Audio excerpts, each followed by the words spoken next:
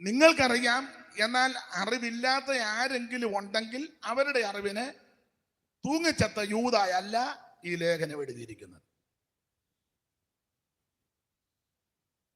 പണ്ടൊരമ്മ പറഞ്ഞു പോലും, തൂങ്ങിച്ചത്താൽ എന്നാ ഒരു ലേഖനം തന്നേച്ച് പോയി. ആ യൂദ അല്ല.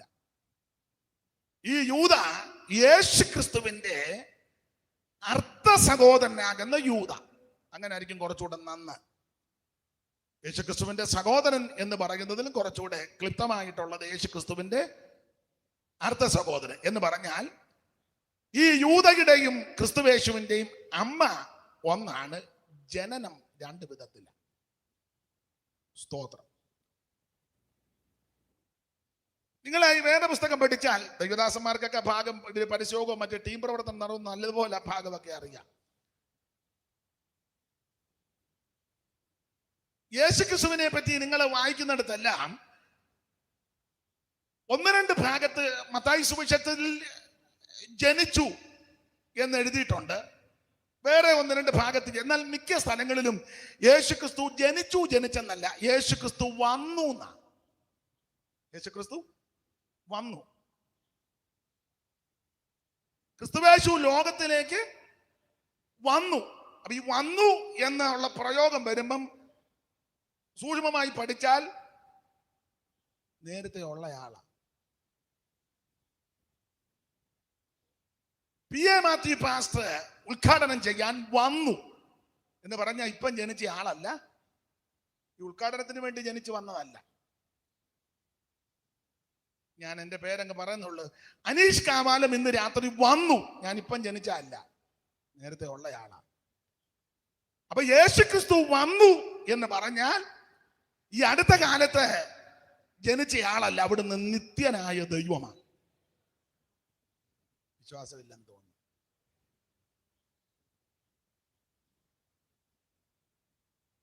ഞാനും നിങ്ങളും ആരാധിക്കുന്ന യേശു ക്രിസ്തു അടുത്ത കാലത്ത് മുളച്ച് കിളിച്ച് പൊങ്ങി വന്ന പുത്തൻ ദൈവമല്ല, അവിടുന്ന് അനാദിയായും ശാശ്വതമായും ദൈവമാണ്. ദൈവത്തിന് ആരും കണക്കിടരുത്. 50 കൊല്ലം 100 കൊല്ലം 1000 കൊല്ലം 10000 കൊല്ലം ഒന്നുമല്ല. നമുക്ക് ചിന്തിക്കാനും നിർണയിക്കാനും പറ്റത്തില്ല. അവിടുന്ന് അനാദിയായി ശാശ്വതമായി നമ്മുടെ ദൈവമാണ്.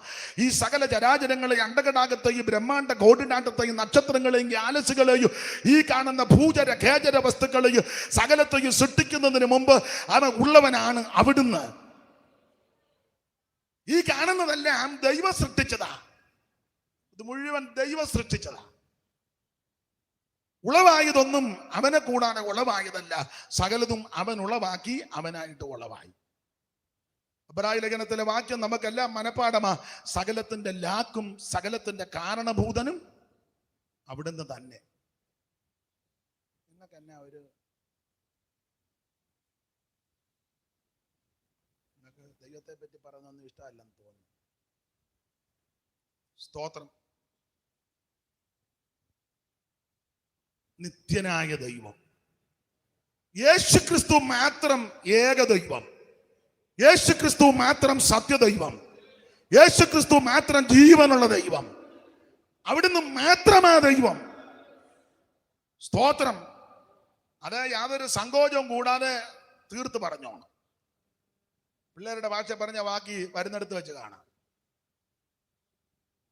ഈ കോവിഡും എല്ലാം പിന്നെയും വരുന്നെന്ന് കേൾക്കുന്നത്. അപ്പൊ പിന്നെ ഇത് കാര്യം പറഞ്ഞു വെച്ച് പെട്ടെന്ന് പോകുന്നതായിരിക്കും നല്ലത്. ഒന്നും പറയാതെ പോകുന്നല്ലേ നല്ലത്. പുള്ളി 50 വർഷം ശുശ്രൂഷ ചെയ്തു, ഒന്നും പറഞ്ഞില്ല. അതിലും നല്ലത് 1 വർഷമേ ചെയ്തുള്ളൂ, പക്ഷെ പറയേണ്ടതെല്ലാം പുള്ളി പറഞ്ഞേച്ചാ അതാ. ചൂടുവെള്ളം കുടിച്ച് ഇവിടെ മെനക്കെട്ടിരിക്കരുത്. സ്തോത്രം. യേശു ക്രിസ്തു ഏകദൈവം, നിത്യദൈവം, സത്യദൈവം, സാക്ഷാൽ ദൈവം, ജീവനുള്ള ദൈവം. യേശു ക്രിസ്തു ഒരു വിഭാഗത്തിന്റെ ദൈവമല്ല, അവിടുന്ന് മുഴു ലോകത്തിന്റെയും ദൈവമാണ്. ഒരു പ്രത്യേക വിഭാഗക്കാർക്ക് വേണ്ടി വന്നതല്ല ക്രിസ്തു. മുഴു ലോകത്തെയും രക്ഷിക്കാനായി യേശു ക്രിസ്തു സ്വർഗ മഹിമകൾ വിടഞ്ഞ് ഇഹലോകത്തിലേക്ക് ഇറങ്ങി വന്നത്. ദൈവരൂപത്തിലിരിക്കെ ദൈവത്തോടുള്ള സമത്വം മുറുകെ പിടിച്ചു കൊള്ളണമെന്ന് വിചാരിക്കാതെ ദാസരൂപമെടുത്ത് വേഷത്തിൽ മനസ്സിനായി തന്നെത്താൻ താഴ്ത്തി മരണത്തോളം, ക്രൂശല മരണത്തോളം അനുസരണമുള്ളവനായി തന്ന ക്രിസ്തുവേശു കരമുയർത്ത് ദൈവത്തെ മഹത്വപ്പെടുത്ത്. മനുഷ്യനായി കാണപ്പെട്ടോനെ വേഷത്തിൽ മനുജനായി കാണപ്പെട്ടോനെ, മനുജ ജന്മം എടുത്ത നിന്നെ വാഴ്ത്തിടുന്നു. ആമേൻ. മനുഷ്യ ജന്മം എടുത്ത നിന്നെ വാഴ്ത്തിടുന്നു ഞാൻ. വാഴ്ത്തിടുന്നു, വാഴ്ത്തിടുന്നു, വാഴ്ത്തിടുന്നു ഞാൻ. വാഴ്ത്തിടുന്നു, വാഴ്ത്തിടുന്നു ഞാൻ. എന്റെ രക്ഷകനെ നന്ദിയോടെ വാഴ്ത്തിടുന്നു ഞാൻ. എന്റെ രക്ഷകനെ നന്ദിയോടെ വാഴ്ത്തിടുന്നു ഞാൻ. മാട്ടിൻ തൊഴുത്തിൽ പിറന്ന മാന്യസുധനെ, മാട്ടിൻ തൊഴുത്തിൽ പിറന്ന മാന്യസുധനെ, ഹീനവേഷമെടുത്ത നിന്നെ വാഴ്ത്തിടുന്നു ഞാൻ. എടുത്ത നിന്നെ വാഴ്ത്തിടുന്നു ഞാൻ. കരമുയർത്തി കർത്താവിന് മഹത്വം കൊടുക്ക്. എന്നെ കേൾക്കുന്ന പ്രിയപ്പെട്ടവരോട് പറയട്ടെ, യേശു ക്രിസ്തു ഒരു വിഭാഗത്തിന്റെ മതത്തിന്റെ സംഘടനയുടെ വക്താവല്ല. യേശു ക്രിസ്തു മുഴു ലോകത്തിന്റെ ദൈവമാണ്. ഏത് മതത്തിലും കുലത്തിലും കുടുംബത്തിലും നിറത്തിലും നിലവാരത്തിൽപ്പെട്ടവർക്കും യേശു ക്രിസ്തുവിനെ അറിയുവാനൊക്കും, അംഗീകരിക്കാം, ആരാധിക്കാം, അനുഗമിക്കാം, സ്നേഹിക്കാം, സേവിക്കാം. യേശു ക്രിസ്തു മുഴു ലോകത്തിന്റെ ദൈവമാണ്. മനുഷ്യനായി ജാതിയല്ല ഒപ്പിച്ചു വെച്ചേക്കുന്നത്. ഞങ്ങൾ ഇച്ചിരി കൂടിയതാ, നിങ്ങൾ കുറഞ്ഞതാ. ഈ ഊളത്തരം ഒന്നും അധികം പറയരുത്. സ്തോത്രം. ഞാൻ കഴിഞ്ഞ ദിവസവും പത്രം വായിച്ചപ്പോൾ നിങ്ങളും കണ്ടതാ, വായിച്ചതാ. പുതിയ രാഷ്ട്രപതിയെ നിയമിക്കുന്നല്ലോ. സ്തോത്രം. നന്നായിരിക്കുന്നെന്നാണ് എൻ്റെ അഭിപ്രായം. ഇപ്പൊ നിങ്ങൾക്കൊരു ചിന്ത, പുള്ളി ഏത് പാർട്ടിയാണെന്നായിരിക്കും. ഇത് പാർട്ടിയുടെ ആളൊന്നുമല്ല, നിഷ്പക്ഷമായിട്ട് കാര്യം പറയുന്നത് നല്ലതാണ്. നല്ല കാര്യം ആര് ചെയ്താലും നല്ലതാണ്, അംഗീകരിക്കുന്നത് നല്ലതാണ്. അല്ല, ഇനിയിപ്പൊ അങ്ങനെ പോയെങ്കിലേ കാര്യമല്ല. അപ്പൊ ശ്രദ്ധിക്കുക, മനുഷ്യനായി ജാതിയും തരവും തരംതിരിവും ദൈവത്തിന്. വേദപുസ്തകത്തിലെ പ്രമാണം നിങ്ങൾക്കെല്ലാം നന്നായിട്ട് അറിയാം. ഭൂതലത്തിലെങ്ങും കുടിയിരിക്കുവാൻ അവൻ ഒരുത്തനിൽ നിന്ന് മനുഷ്യജാതിയെ ഉളവാക്കി. ഒറ്റ ഒരാടെ സന്തതിയാ ഈ ഇരിക്കുന്ന മുഴുവനും. ഈ ഇരിക്കുന്ന നല്ല ലോകത്തിലുള്ള മുഴുവനും. പിന്നെ ചിലർ നല്ലതുപോലെ വെളുത്തിരിക്കുന്നു, കറുത്തിരിക്കുന്നു, അത് ഇരുനിറം വിളറിയിരിക്കുന്നു, പരുവക്കേടിരിക്കുന്നു. അതൊക്കെ പല കാര്യങ്ങളുണ്ട്. ഒന്ന് ഭക്ഷണക്രമം, ജീവിതചര്യ, കാലാവസ്ഥ, ജനന പ്രക്രിയയിൽ കൂടെ വന്ന മാറ്റങ്ങൾ, അതുകൊണ്ടൊക്കെ ആയി പരുവക്കേടി നമ്മളെല്ലാം പലരും ഇരിക്കുന്നത്. ഞാനുമൊക്കെ പരുവക്കേടിൽ അങ്ങനെ ആയതാ. പക്ഷെ ഇത് പുറകോട്ട് പഠിച്ചാൽ ഒറ്റ ഒരാടെ സന്തതിയാണ്. നിങ്ങൾക്ക് വിശ്വാസമില്ലെന്ന് എനിക്കറിയാം. പിന്നെ ഞാൻ ഈ വേദപുസ്തകം വിശ്വസിക്കുന്ന ആളാണ്. നിങ്ങൾക്കിത് എടുത്തോണ്ട് നടക്കുന്നതല്ലാതെ ഇതിനകത്ത് പല കാര്യമൊന്നും വിശ്വാസമില്ല. അല്ലെ ഞാൻ ഈ വാക്യം പറഞ്ഞപ്പോൾ നിങ്ങൾ ഒന്നിച്ചു അല്ലേലിയാ പറയണ്ട. ഇനിയും പറയണ്ട, വേണ്ട. കല്യാണത്തിന് പറയുമ്പോൾ ഇപ്പോൾ മൗനമായിരിക്കുന്നത് പോലെ 9 മണി വരെ മൗനമായിട്ടിരുന്നാൽ മതി. അപ്പൊ യേശു ക്രിസ്തു മുഴു ലോകത്തിന്റെ ദൈവമാണ്. ആർക്കും യേശുവിനെ ആരാധിക്കാം, സ്നേഹിക്കാം, അനുഗമിക്കാം. ക്രിസ്തു യേശു മുഴു ലോകത്തിന്റെ ദൈവമാണ്.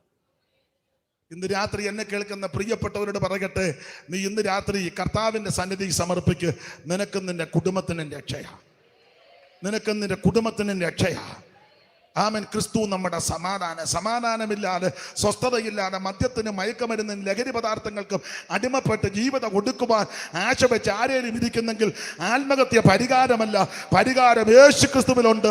ഇന്ന് രാത്രി ക്രിസ്തുവേശുവിനായി നീ സമർപ്പിക്ക്. ദൈവം നിന്നെ നിന്റെ കുടുംബത്തെ അനുഗ്രഹിക്കും.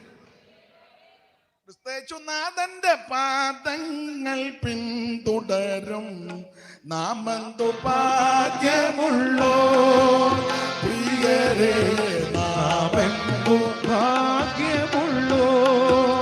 നാഥന്റെ കാറ്റുവരുന്നോറും പിന്തുടരാൻ മാതൃകയായിരിക്കാൻ, നല്ല മാതൃകയായിരിക്കാൻ. നാഥന്റെ കാറ്റുവരുന്നോറും പിന്തുടരാൻ മാതൃകയായി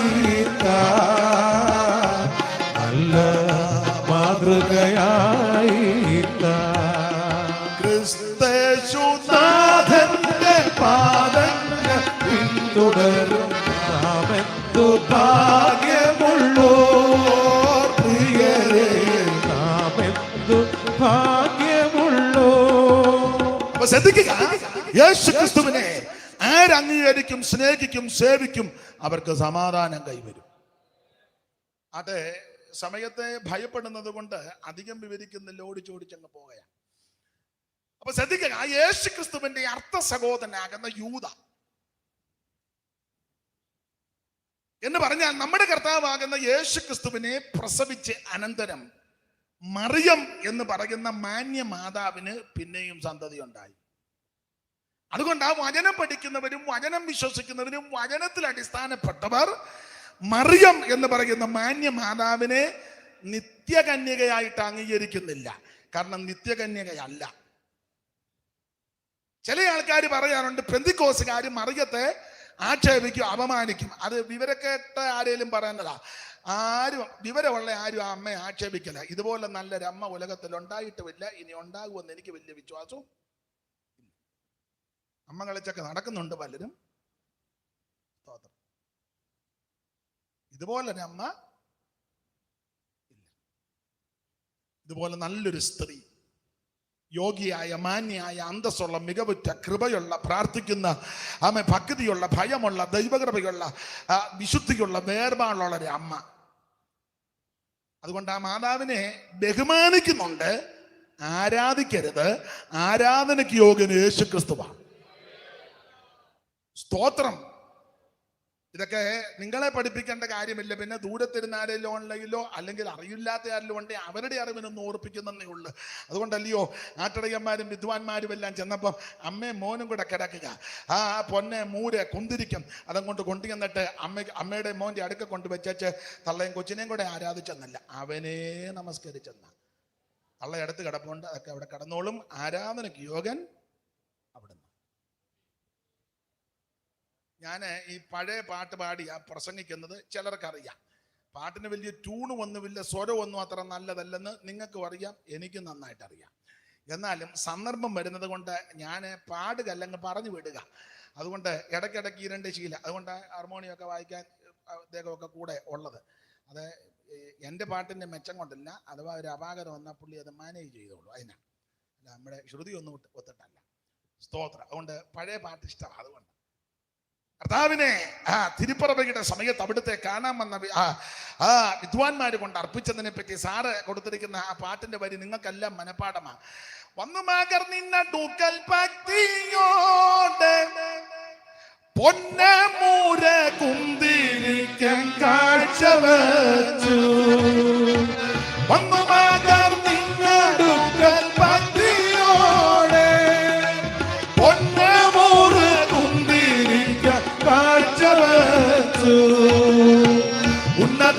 ഉന്നതാധികാരമുള്ള മന്നവൻ നീയെന്നു ധന്യർ സന്നമിച്ചു കോച്ചിയും നീന നിശങ്കമായി മണവാളനെ ശ്രീനരപതിയെ മണവാളനെ പാത്രമായ ലോകം ആകയുദ്ധരിപ്പതിന് കന്യകയിൽ ജാതനായി വന്ന ശ്രീനരപതിയെ സിയോൻ മണവാളനെ ശ്രീനരപതിയെ സിയോൻ മണവാളനെ. കരമുയർത്തി കർത്താവിന് മഹത്വം കൊടുക്ക. ആരാധനയ്ക്ക് യോഗ്യൻ യേശു ക്രിസ്തുവാ. ആരെ ആരാധിക്കണം? യേശുവിനെ ആരാധിക്കണം. ആരെ ആരാധിക്കരുത്? വേറെ ആരെ ആരാധിക്കരുത്? മനുഷ്യനെ ആരാധിക്കരുത്, മൃഗത്തെ ആരാധിക്കരുത്, കന്നുകാലി ആരാധിക്കരുത്, പാമ്പനെ ആരാധിക്കരുത്, പട്ടിയെ ആരാധിക്കരുത്, പൂച്ചയെ ആരാധിക്കരുത്, കൊതുകിനെ ആരാധിക്കരുത്, പല്ലി പാറ്റായ ഒന്നിനെ ആരാധിക്കരുത്, വൃക്ഷത്തെ ആരാധിക്കരുത്, അവൻ മണ്ണിനെ ആരാധിക്കരുത്, സൂര്യനെ ആരാധിക്കരുത്, ചന്ദ്രനെ ആരാധിക്കരുത്, നക്ഷത്രങ്ങളെ ആരാധിക്കരുത്, ഉപദേശിമാരെ ആരാധിക്കരുത്, സഭയുടെ നേതാക്കന്മാരെ ആരാധിക്കരുത്, മത നേതാക്കന്മാരെ ആരാധിക്കരുത്. ആരാധനയ്ക്ക് യോഗ്യനായ ഒരുവൻ യേശു ക്രിസ്തു മാത്രം. Price the Lord. അവിടുന്ന് മാത്രം ആരാധനയ്ക്ക് യോഗ്യൻ. നമുക്ക് വേണ്ടി രക്തം ചിന്തിയവൻ, നമുക്ക് വേണ്ടി ജീവനെ തന്നവൻ, നിനക്ക് വേണ്ടി ജീവനെ തന്ന സർവജ്ഞനായ ക്രിസ്തുവേശു, അവിടുന്ന് മാത്രമാണ് ആരാധനയ്ക്ക് യോഗ്യൻ. ഇന്ന് രാത്രി കയ്യം കെട്ടി അമ്മയെ കയ്യം കെട്ടിയിരിക്കാതെ എപ്പോഴാ പോകുന്നെന്നറിയാലോ. സ്തോത്രം പറ. കോവിഡ് എല്ലാം മർദ്ദിക്കുക, കണ്ടില്ലേ? ഓത്രം പറയായിരുന്നു. ദൈവത്തിന് മഹത്വം, ദൈവത്തിന് മഹത്വം കൊടുക്ക്, ദൈവത്തിന് മഹത്വം കൊടുക്ക്. അവിടുന്ന് മാത്രമാണ് ആരാധനയ്ക്ക് യോഗ്യൻ. യേശു ക്രിസ്തു മാത്രമാണ് ആരാധനയ്ക്ക് യോഗ്യൻ. Price the lord, praise the lord, praise the Lord. Hallelujah. ദൈവത്തിന് മഹത്വം, ദൈവത്തിന് മഹത്വം. ആരെ ആരാധിക്കണം? യേശുവിനെ ആരാധിക്കണം. ആരെ ആരാധിക്കരുത്? വേറെ ആരെ ആരാധിക്കരുത്? Praise the lord. ആരാധിക്കേണ്ടത്? ചുമ്മാ പോകുന്നവരെല്ലാം കയറി ആരാധിക്കുക. ആരാധനയ്ക്ക് വ്യവസ്ഥയുണ്ട് കേട്ടോ. സ്തോത്രം. ഒറ്റ വാക്കി പറഞ്ഞ ഭാഗം വിടാൻ വിവരിക്കാൻ നേരമില്ലാത്തതുകൊണ്ടാ ഒറ്റ വാക്കി പറഞ്ഞ. അപ്പൊ ആരെ ആരാധിക്കണം? യേശുവിനെ ആരാധിക്കണം. ആരെ ആരാധിക്കരുത്? വേറെ ആരെ ആരാധിക്കരുത്. അങ്ങനെ ഈ പുസ്തകം പഠിപ്പിക്കുന്നത്. ഇനി ആരാണ് ആരാധിക്കേണ്ടത്? അതിന് ഉദാഹരണമായിട്ട് വചനത്തിൽ നിന്നൊരു തെളിവ്. ഇസ്രായേൽ മക്കളെ 430 വർഷം അടിമകളായി മിസ്രയീമിലുണ്ട്. അതിലേതാണ്ട് 215 വർഷം പീഡ. ഒടുവിൽ മോശ മുഖാന്തരം ദൈവം ഇവരെ മിസ്രയീമിൽ നിന്ന് പുറപ്പെടുവിച്ചു. വിവരിക്കുന്നില്ല, നിങ്ങൾക്കറിയാം. ഇവരെ കുഞ്ഞാട് നേരത്ത് ചോരത്തല ആചരിച്ചു. ഒറ്റ വാക്ക് പറഞ്ഞാൽ രക്ഷാനിർണയം പ്രാപിച്ചു. പൗലോസ് പറഞ്ഞല്ലോ, നമ്മുടെ പെസഹ കുഞ്ഞാടും അറുക്കപ്പെട്ടിരിക്കുന്നു ക്രിസ്തു തന്നെ. കുഞ്ഞാട് നേരത്ത് ചോരത്തല ആചരിച്ചവര് ചെങ്കടല് കടന്നു. അത് സ്നാനം. അപ്പൊ രക്ഷിക്കപ്പെട്ടു, സ്നാനപ്പെട്ടു. ചിലക്ക് ഇപ്പോഴും ഡൗട്ടായി എങ്ങനെ സ്നാനപ്പെടണം. വെള്ളത്തിൽ മുങ്ങിയ സ്നാനം അല്ല. ഇനി അവിടെ ഇട്ട് ഇങ്ങനെ മെഴുക്കി അടിക്കുന്നൊന്നും അല്ല സ്നാനം. വെള്ളത്തിൽ മുങ്ങണം. സ്നാനപ്പെടേണ്ട പുള്ളി, സ്നാനപ്പെടുത്തേണ്ട പുള്ളി വെള്ളത്തിൽ. ഡൗട്ട് അടിക്കാതിരിക്കാൻ യേശു കാണിച്ചു തന്നേച്ചാ പോയത്. പിന്നെ നിനക്ക് സംശയമാ. യേശു അന്ന് നടന്നാ വന്ന്, അല്ലാതെ എടുത്തോണ്ടല്ല. ഉറങ്ങരുത്, സ്നാനപ്പെടുത്താം, ബാബോ. നടന്നാ വന്ന്, നടന്നു വന്ന് വെള്ളത്തിൽ ഇറങ്ങി മാതൃക കാണിച്ചു വെച്ചാ പോയി. അതെ, അങ്ങനെ സ്നാനപ്പെട്ട് മറുകര കയറി. ഈ അക്കരെ കയറി കഴിഞ്ഞപ്പോൾ ഇസ്രായേൽ മക്കൾ പാട്ട് പാടി ദൈവത്തെ മഹത്വപ്പെടുത്തി ആരാധിച്ചു. പുറപ്പാട് 14 പിന്നാലെ പാഞ്ഞു വന്ന വൈരിയെ ദൈവം നീക്കി ഇവര് സ്നാനപ്പെട്ട് മറുകര കയറി. പുറപ്പാട് 15-ാം അധ്യായത്തിന്റെ 1 മുതൽ 15-ാം അധ്യായത്തിന്റെ 19 വരെ മോശയും ഇസ്രായേൽ മക്കൾ പുരുഷന്മാരെല്ലാം കൂടെ ചേർന്ന് പാടി. 20-ാമത്തെ വാക്യത്തിൽ അഹരോന്റെ സഹോദരി മിരിയാം എന്ന പ്രവാചക കയ്യിൽ തപ്പെടുത്തു. 20-21 സഹോദരിമാര് പാടി ദൈവത്തെ മഹത്വപ്പെടുത്തി. പിന്നെ 22 ഇവര് ശൂർ മരുഭൂമിയിൽ വന്നതായിട്ടാണ് നമ്മൾ പുറപ്പാട് 15-22 വായിക്കുന്നത്. അപ്പോൾ 15-ാം അധ്യായത്തിൽ ആരാധനയാണ്.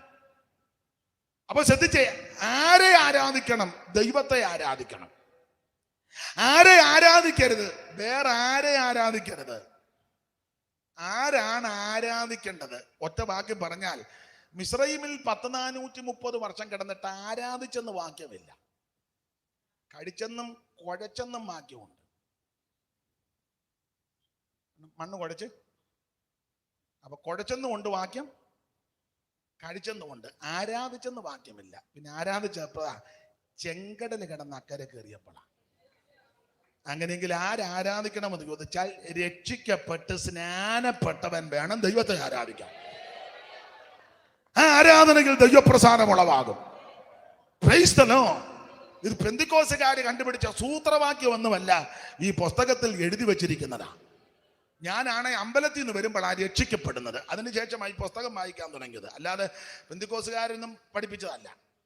അങ്ങനെ ധരിക്കരുത്. പെന്തിക്കോസ്തുകാരെല്ലാം കൂടെ പഠിപ്പിച്ച് പുള്ളിനെ ഇറക്കി കളത്തിലേക്ക് വിട്ടേക്കുന്ന അങ്ങനെ ചിന്തിക്കുകയേ ചെയ്യരുത്. ഞാൻ ഒരു ക്രൈസ്തവ പാരമ്പര്യം പോലും എനിക്കില്ല. സ്തോത്രം. സാക്ഷ്യമൊന്നും പറയുന്നില്ല, നേരമില്ലാത്തത് കൊണ്ടാണ്. അമ്പലത്തിലെ ദീപാരാധന കഴിഞ്ഞ് പ്രസാദവും വാങ്ങി വീട്ടിലേക്ക് വരുമ്പോൾ ഒരു പെന്തിക്കോസ്തുകാരുടെ മുറ്റത്തൊരു യോഗം, സുഖമില്ലാത്ത സമയമാണ്. അങ്ങോട്ട് ചെന്ന് പ്രാർത്ഥിക്കാൻ അപേക്ഷിച്ചു. അവിടെയുള്ള ദൈവമക്കളും ദൈവദാസന്മാരും പ്രാർത്ഥിച്ചു. അന്ന് രാത്രി യേശു സൗഖ്യമാക്കി.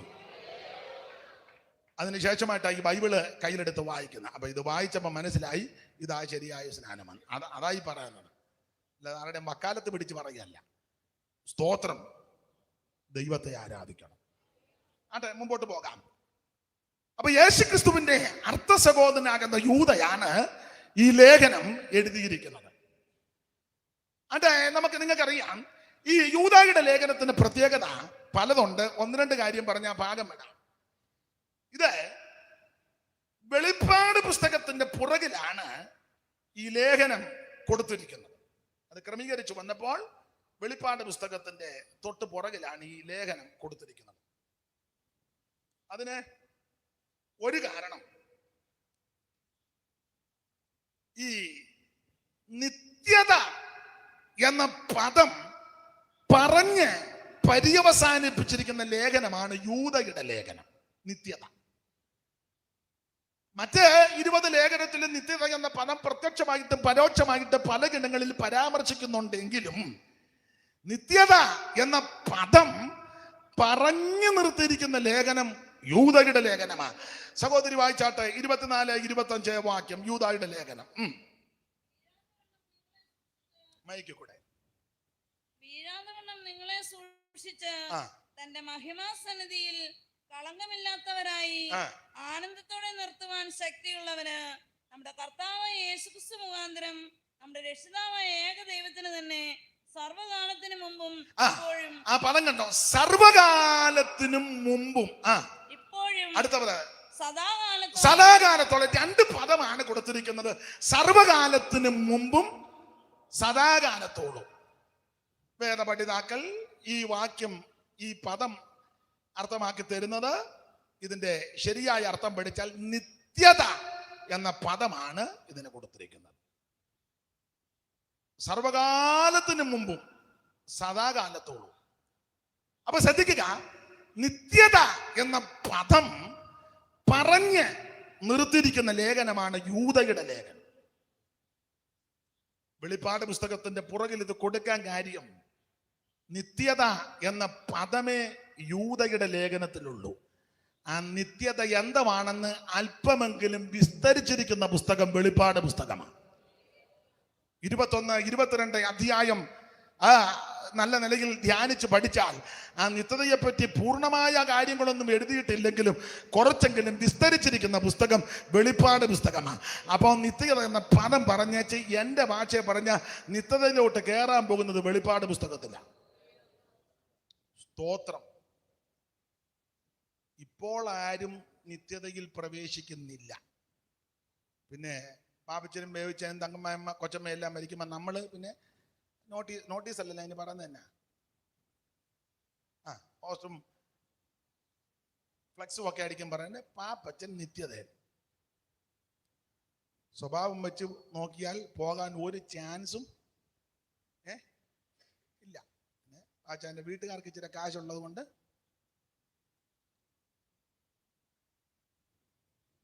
മനസ്സിലാകുന്നില്ലേ?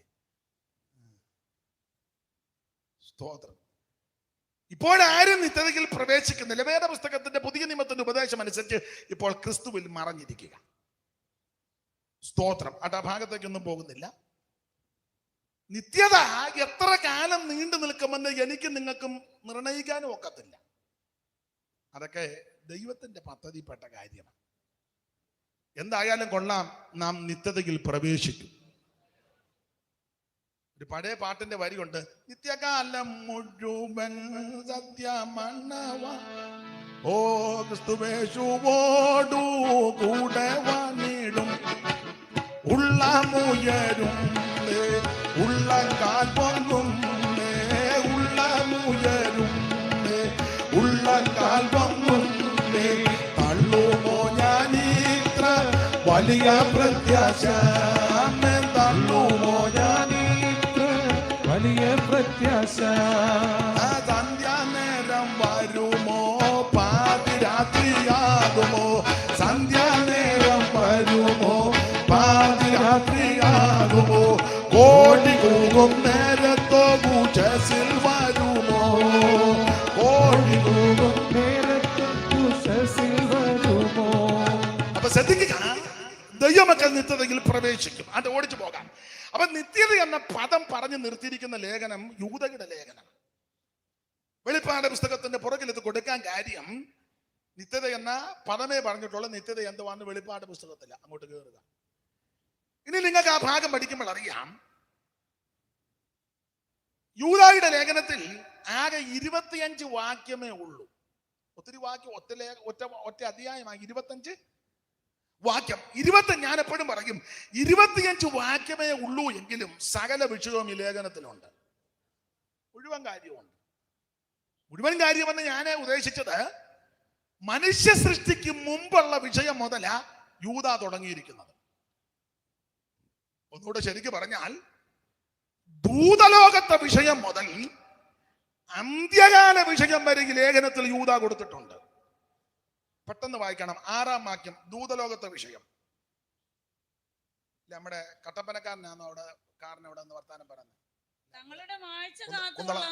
കുന്തളംപാറയാണോ? അധികം വർത്താനം പറയരുതേ, ശ്രദ്ധിച്ചോണം. ഇവിടെ നിന്ന് പിടികിട്ടി. എനിക്ക് ഗുണമുള്ള കാര്യം പറയുന്നറിയാം, എന്നാലും ഇങ്ങോട്ട് നോക്കി. ഇത് 6-ാം വാക്യം. തങ്ങളുടെ വാഴ്ച കാത്തുകൊള്ളാതെ സ്വന്തം വാസസ്ഥലം വിട്ടുപോയ ദൂതന്മാരെ മഹാദിവസത്തിന്റെ, തങ്ങളുടെ വാഴ്ച കാത്തുകൊള്ളാതെ സ്വന്തം വാസസ്ഥലം വിട്ടുപോയ ദൂതന്മാരെ മതി.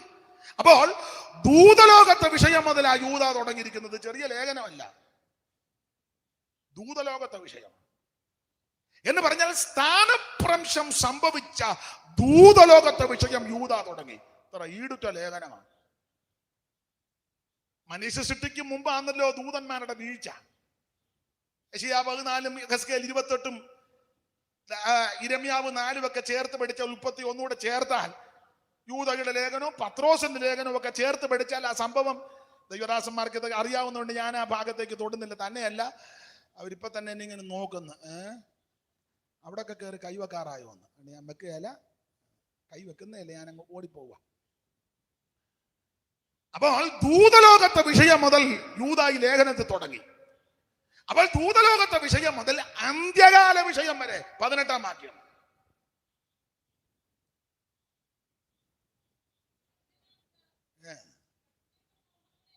നടക്കുന്ന പരിഹാസികൾ ഉണ്ടാകുമെന്ന് ഒന്നുകൂടെ വായിച്ചോ. അന്ത്യകാലത്ത് മതി. അന്ത്യകാലത്ത്. അപ്പോൾ 6-ാം വാക്യത്തിൽ ദൂതകാലത്തെ കാര്യം, 18-ാം വാക്യത്തിൽ അന്ത്യകാല കാര്യം.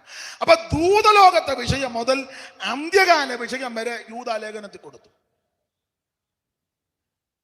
എനിക്ക് ഈ ഭാഗമെല്ലാം വേറെ വാക്യവും കൂടെ ചേർത്ത് കോർത്ത് ചില പാട്ടുണ്ട്, പഴയ പാട്ട്, അതുകൂടെ ഇണക്കിയാ വരേണ്ടത്. ഇന്നതിന് മുതിരുന്നില്ല, കാരണം സമയത്തെ ഭയപ്പെടുന്നത് കൊണ്ടാണ്. സ്തോത്രം. എനിക്ക് സംസാരിക്കണമെങ്കിൽ കുറഞ്ഞത് ഇങ്ങനെയുള്ള രംഗങ്ങൾ 2 മണിക്കൂർ കിട്ട് കാണാൻ നല്ലതാണ്. അത് പ്രസംഗത്തിന്റെ മെച്ചം കൊണ്ടോ ഡീപ്പായിട്ട് പോകുന്നുണ്ടില്ല, നമ്മൾ ഈ പാട്ടുകൂടെ പാടുന്നത് കൊണ്ടാണ്. പാട്ടില്ലെങ്കിൽ ഒരു 40 മിനിറ്റുള്ള സാധന കയ്യിൽ ഉള്ളു. പിന്നെ പാട്ടുകൂടെ ഇടുന്നത് കൊണ്ടാണ് ഇത്. അത് അങ്ങനെ അതിൻ്റെ പരിപാടി. അപ്പം എന്നെ ആരെങ്കിലും വിളിക്കുന്നുണ്ടെങ്കിൽ ആ രീതിയിൽ വിളിക്കുന്നതായിരിക്കും കുറച്ചുകൂടെ നല്ലത്. പിന്നെ നിങ്ങൾ ഭാരപ്പെടണ്ട, നമുക്ക് കൃത്യസമയത്ത് നിർത്താം. നോക്കട്ടെ. അപ്പൊ എന്തായാലും ദൂതലോകത്തെ വിഷയം മുതൽ അന്ത്യകാല വിഷയം വരെ ഈ ലേഖനത്തിൽ യൂദാ കൊടുത്തു. ഇത് ഈ ലേഖനത്തിന്റെ വേറൊരു പ്രത്യേകത, എല്ലാ ഭാഗവും എടുക്കുന്നില്ല. ഈ ലേഖനത്തിലെ പ്രധാനപ്പെട്ട ഒരു പദം സൂക്ഷിക്കുക, സൂക്ഷിച്ചോണം. നമ്മുടെ മിനിസ്ട്രിയുടെ പേരെന്തുവാ? ഗ്രേസ് മിഷൻ ഓഫ് ഇന്ത്യ അല്ലേ? സൂക്ഷിച്ചോണം. ഇതിന്റെ പ്രസിഡന്റ് ആരാ? സൂക്ഷിച്ചോണം. സെക്രട്ടറി ആരാ? സൂക്ഷിച്ചോണം. കമ്മിറ്റിക്കാര് അങ്ങോട്ടും ഇങ്ങോട്ടും സൂക്ഷിച്ചോണം. അപ്പൊ ഈ ലേഖനത്തിലെ പ്രധാനപ്പെട്ട വിഷയം സൂക്ഷിക്കണം. പരസ്യയോഗം നടത്തുമ്പോൾ സൂക്ഷിച്ചോണം. ചിലപ്പോൾ അടി വരാൻ സാധ്യത. കണ്ണുമടച്ചെന്ന് തന്നെ അങ്ങ് പറയരുത്, ഒന്ന് നോക്കിയോണം. സൂക്ഷിച്ചോണം, സൂക്ഷിച്ചോണം. മൈക്ക് കൈ കിട്ടിയ പോതക്കേട് വിളിച്ച് പറയരുത്, സൂക്ഷിച്ചോണം. പോതക്കേട് പറഞ്ഞവരുടെ മൈക്ക് അറവ കൊടുത്താൽ നിങ്ങളെല്ലാം മണ്ടിക്ക് പൊക്കോണം. പുള്ളി അവിടെ നിന്ന് പറഞ്ഞേച്ച് കിട്ടുന്നത് മേടിച്ചോണ്ട് സൂക്ഷിച്ചോണം. എല്ലാവരും സൂക്ഷിച്ചോണം, സൂക്ഷിക്കണം. ഈ ലേഖനത്തിലെ പ്രധാനപ്പെട്ട വിഷയം സൂക്ഷിക്കണം. അത് സൂക്ഷിച്ചു നോക്കുക എന്ന് തോന്നല്ലോ. സൂക്ഷിച്ചോണം, സൂക്ഷിച്ചോണം. അതാണ് 4 ഭാഗത്ത് എഴുതിയിട്ടുണ്ട് സൂക്ഷിക്കണം. നിങ്ങൾ 1-ാം വാക്യം വായിച്ചാട്ട് ദൈവദാസി. യാക്കോബിന്റെ സഹോദരനുമായ യൂദ ആ പിതാവായ ദൈവത്തിൽ സ്നേഹിക്കപ്പെട്ടും ആ യേശുക്രിസ്തുവിനായി സൂക്ഷിക്കപ്പെട്ടും ആ അവിടെ ഇരിക്കുന്ന സൂക്ഷിച്ചു അവിടെ സൂക്ഷിച്ചെന്നാണ് എഴുതിയേക്കുന്നത്. 6-ാം വാക്യം വായിച്ചേ. തങ്ങളുടെ വാഴ്ച കാത്തുകൊള്ളാതെ ആ സ്വന്തം വാസസ്ഥലം വിട്ടുപോയ ദൂതന്മാരെ ആ മഹാദിവസത്തിന്റെ വിധിക്കായി ആ എന്നേക്കുമുള്ള ചെങ്ങലയിട്ട് ആ അന്ധകാരത്തിന്റെ കീഴിൽ സൂക്ഷിച്ചിരിക്കുന്നു. അവിടെ സൂക്ഷിച്ചു. അപ്പോൾ ആദ്യത്തെ വാക്യത്തിൽ യേശുക്രിസ്തുവിനായി സൂക്ഷിച്ചു. 6-ാമത്തെ വാക്യത്തിൽ വാസസ്ഥലം വിട്ടുപോയ ദൂതന്മാരെ അന്ധകാരത്തിന്റെ ചങ്ങല കൊണ്ട് ബന്ധിച്ച് സൂക്ഷിച്ചു. 21-ാം വാക്യം. ജീവനായിട്ട് നമ്മുടെ കർത്താവായ യേശുക്രിസ്തുവിന്റെ കരുണയ്ക്കായി കാത്തിരുന്നും കൊണ്ട് ആ ദൈവസ്നേഹത്തിൽ നിങ്ങളെ തന്നെ സൂക്ഷിച്ചുകൊള്ളുവീൻ. നിങ്ങളെ തന്നെ സൂക്ഷിച്ചോണം. അവനവനെ സൂക്ഷിച്ചോണം. നിങ്ങളെ തന്നെ സൂക്ഷിച്ചോണം. ഇങ്ങനെയൊക്കെ നിങ്ങൾ നിന്നാൽ വിശുദ്ധന്മാരെ സൂക്ഷിക്കുന്നു, ദൂതന്മാരെ പാപം ചെയ്ത ദൂതന്മാരെ ബന്ധിച്ച് സൂക്ഷിച്ചിരിക്കുന്നു. വിശുദ്ധന്മാർ തങ്ങളെ തന്നെ സൂക്ഷിച്ചോണം. അങ്ങനെ സൂക്ഷിച്ച് 24-ാം വാക്യം. നിങ്ങളെ സൂക്ഷിച്ച് ഇങ്ങനെയൊക്കെ നിങ്ങൾ സൂക്ഷിച്ചാൽ വീടാതെ വണ്ണം നമ്മളെ സൂക്ഷിക്കുന്ന ഒരു ദൈവമുണ്ട്. വൈരികൻ പിൻപിൽ ചെങ്കടൽ മുൻപിൽ, വൈരികൻ പിൻപിൽ ചെങ്കടൽ മുൻപിൽ, ദുരിതമൻ ചുറ്റിലും കാണുന്ന നേരം, ദുരിതമൻ ചുറ്റിലും ുന്ന നേരം വീഴാതെ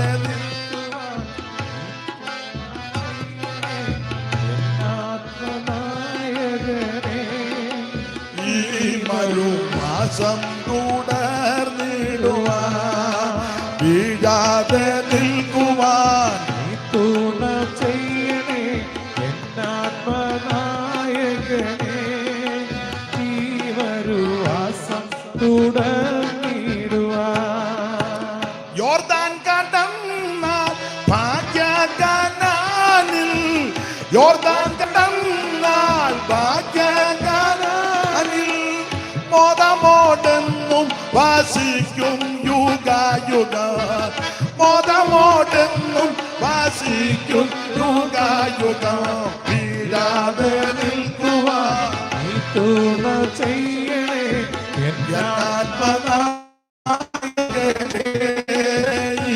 വരുവാസം തുടർന്നിടുവാൻ. കരമുയർത്തി സ്തുതിക്ക്. വീഴാതെ വണ്ണം നമ്മളെ സൂക്ഷിക്കുന്ന ഒരു ദൈവമുണ്ട്. ഇതുവരെ നിന്നെ സൂക്ഷിച്ചില്ലേ, മേലിനും സൂക്ഷിക്കും. കോവിഡിന്റെ ആരംഭ സമയം വന്ന് നമ്മുടെ പ്രിയപ്പെട്ടവർ, ബന്ധുമിത്രാദികൾ, ഭർത്താവ്, ഭാര്യ, മക്കൾ, വേണ്ടപ്പെട്ടവർ, സ്നേഹിതരൊക്കെ കടന്നുപോയി. അവര് മഹാഭാവികളായതുകൊണ്ട് പോയതല്ല, ദൈവം അവരെ നേരത്തെ ചേർത്ത് കൊണ്ടു. നമ്മൾ വിശുദ്ധന്മാരും നീതിമാന്മാരും ആയതുകൊണ്ട് ഇവിടെ ഇരുത്തിക്കുന്നതുമല്ല. ആമൻ, ദൈവം നമ്മളെ സൂക്ഷിച്ചിരിക്കുന്നതാ. ഇനിയും സൂക്ഷിക്കാൻ നിന്റെ ദൈവം വിശ്വസ്തനാ. ഇനിയും കരുതുവാൻ നിന്റെ ദൈവം വിശ്വസ്തനാ. ഇനിയും സൂക്ഷിക്കാൻ ദൈവം വിശ്വസ്തനാ. വീടാതെ വണ്ണം നിങ്ങൾ സൂക്ഷിച്ച്. അതെ, ഈ ലേഖനത്തിലെ പ്രധാനപ്പെട്ട പദം സൂക്ഷിക്കുക എന്നുള്ളതാ. സൂക്ഷിക്കണം. ഇനി ഈ ലേഖനത്തിന്റെ ഒരു വിശേഷത, രക്ഷ എന്ന വിഷയത്തെ പറ്റി എഴുതാനാ യൂദ തുനിഞ്ഞത്. പൊതുവിലുള്ള രക്ഷ എന്ന വിഷയത്തെ പറ്റി എഴുതാനാ തുനിഞ്ഞെങ്കിലും എഴുത്ത് ആരംഭിച്ചപ്പോൾ യൂദയ്ക്ക് മനസ്സിലായി രക്ഷ എന്ന വിഷയത്തെ പറ്റി എഴുതുന്നതിലും അത്യാവശ്യം ദുരുപദേശത്തിനെതിരെ ഖണ്ഡനം നടത്തണം. കാരണം ഈ രക്ഷ എന്ന വിഷയം എഴുതാൻ തുടങ്ങിയ ആ സമയത്ത് ദുരുപദേശക്കാര് സഭയ്ക്കകത്ത് കയറി. ദുരുപദേശക്കാര് അവര് കയറിയ കയറ്റത്തെ പറ്റി ഒരു മലയാള പദം നുഴഞ്ഞു കയറിയെന്ന്. അങ്ങനെ മലയാളത്തിൽ കൂടി, ഇംഗ്ലീഷൊന്നും എനിക്കറിയാൻ പറ്റില്ല. ഇംഗ്ലീഷിൽ എങ്ങനെ? ഇപ്പം മലയാളത്തിൽ തന്നെ ഇരിക്കട്ടെ. നുഴഞ്ഞു കയറി. ഈ നുഴഞ്ഞു കയറുന്നത് നല്ല ഉദ്ദേശത്തോടല്ല. ബഹുമാനപ്പെട്ട ഷേണായി പാസ്റ്റർ എന്നെ ക്ഷണിച്ചു, ഞാനും പ്രാർത്ഥിച്ചു, അവരും പ്രാർത്ഥിച്ചു, ടീമംഗങ്ങൾ പ്രാർത്ഥിച്ചു. ഞാൻ അല്പം വൈകി വരുമെന്ന് അറിയിച്ചു. 7:30 ആകുമ്പോൾ എത്തുമെന്ന് പറഞ്ഞ് കൃപയാൽ ആ സമയത്ത് വരുവാനിടയായി. വണ്ടി അവിടെ നിർത്തി നടന്ന് നേരെ ഇങ്ങോട്ട് വരിക. നുഴഞ്ഞാന്നോ ഞാൻ വന്നേ? അല്ല, എനിക്കിവിടെ അങ്ങനെ വരേണ്ട കാര്യം ഇവിടെ നല്ല എങ്ങും അങ്ങനെ നുഴഞ്ഞു ചെല്ലേണ്ട കാര്യം. എന്റെ വരവിന്റെ ഉദ്ദേശം ഇന്ന് രാത്രിയിലെ വചന ശുശ്രൂഷയ്ക്ക് എന്നെ ക്ഷണിച്ചു, പ്രാർത്ഥിച്ച് ദൈവകൃപയെ ശരണപ്പെട്ട് ഇവിടെ വന്നു. എന്നെ ഏൽപ്പിച്ച ശുശ്രൂഷ ഇവിടെ ചെയ്യുക. പിന്നെ എന്റെ ആഗ്രഹം പൗലോസ് പറഞ്ഞതുപോലെ ചങ്ങല ഒഴികെ മുഴുവനെണ്ണോ എന്നെ പോലെ ആകണം എന്ന് പറഞ്ഞ എല്ലാവരും രക്ഷിക്കപ്പെടണം, എല്ലാവരും വെള്ളത്തിൽ മുങ്ങി സ്നാനപ്പെടണം, എല്ലാവരും ആത്മസ്നാനം പ്രാപിക്കണം, എല്ലാവരും വേർപാട് പാലിക്കണം, എല്ലാവരും ദൈവത്തെ ആരാധിക്കണം. ആ ഒരൊറ്റ ഉദ്ദേശത്തോടെ ഇവിടെ വന്നു. അതുകൊണ്ട് എനിക്ക് നുഴഞ്ഞു വരേണ്ട കാര്യമല്ല, നേരെ ഇങ്ങോട്ട് വന്നു. സ്തോത്രം. അപ്പൊ ഈ നുഴഞ്ഞു വരുന്നത് നല്ല ഉദ്ദേശത്തോടല്ല. ഇപ്പോഴും ചില സന്ദർഭത്തിൽ നേരത്തെ മിക്കപ്പോഴും ന്യൂസ് പേപ്പർ നമ്മൾ രാവിലെ വായിക്കുമ്പോൾ ചരമ കോളേജിന്റെ ഇപ്പുറത്തെ പേജിലും ചിലപ്പോ ചില ഫ്രണ്ട് പേജിലും ഒക്കെ കാണും, പലസ്തീൻ സേന നുഴഞ്ഞു കയറി. ന്യൂസ് പേപ്പറിന്റെ ഫ്രണ്ടിലൊക്കെ ചിലപ്പോ കാണും, പാകിസ്ഥാൻ സേന നുഴഞ്ഞു കയറി. അപ്പൊ പാകിസ്ഥാൻകാര് നുഴഞ്ഞു കയറുന്നത് ഇന്ത്യക്ക് ഗുണം വരുത്താനല്ല,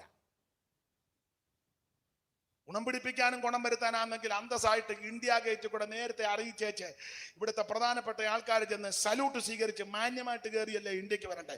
അല്ലാതെ വെള്ളയുടെ ഇടയിൽ കൂടെ ആണ്, കമ്പിവേലിയുടെ ഇടയിൽ കൂടെ. കമ്പിവേലിയുടെ ഇടയിൽ കൂടെ വരുമ്പോൾ ഓർത്തോണം, ഇവൻ ഇന്ത്യയെ ഗുണപ്പെടുത്താൻ വരുന്നതല്ല, ഇന്ത്യയെ തകർക്കാൻ വരുന്നതാണ്. അപ്പോൾ എന്തു വില കൊടുത്തും അതിനെ നേരിടണം. ആഭ്യന്തരം സുസജ്ജമായിരിക്കണം. എന്റെ ഭാഷ പറഞ്ഞ വ്യോമസേനയും കരസേനയും നാവികസേനയും സകല സേനയും സുസജ്ജമായിരിക്കണം. നുഴഞ്ഞു വരുന്നവനെ അന്നേരം പിടികൂടണം. ഇതുപോലെ പ്രയോഗമാണ് കൊടുത്തിരിക്കുന്നത്. നുഴഞ്ഞു വന്നിരിക്കുന്ന 3-ാം വാക്യം വായിച്ചേ. 3-ാം വാക്യം ചടിയടാന്ന് വായിക്കണം.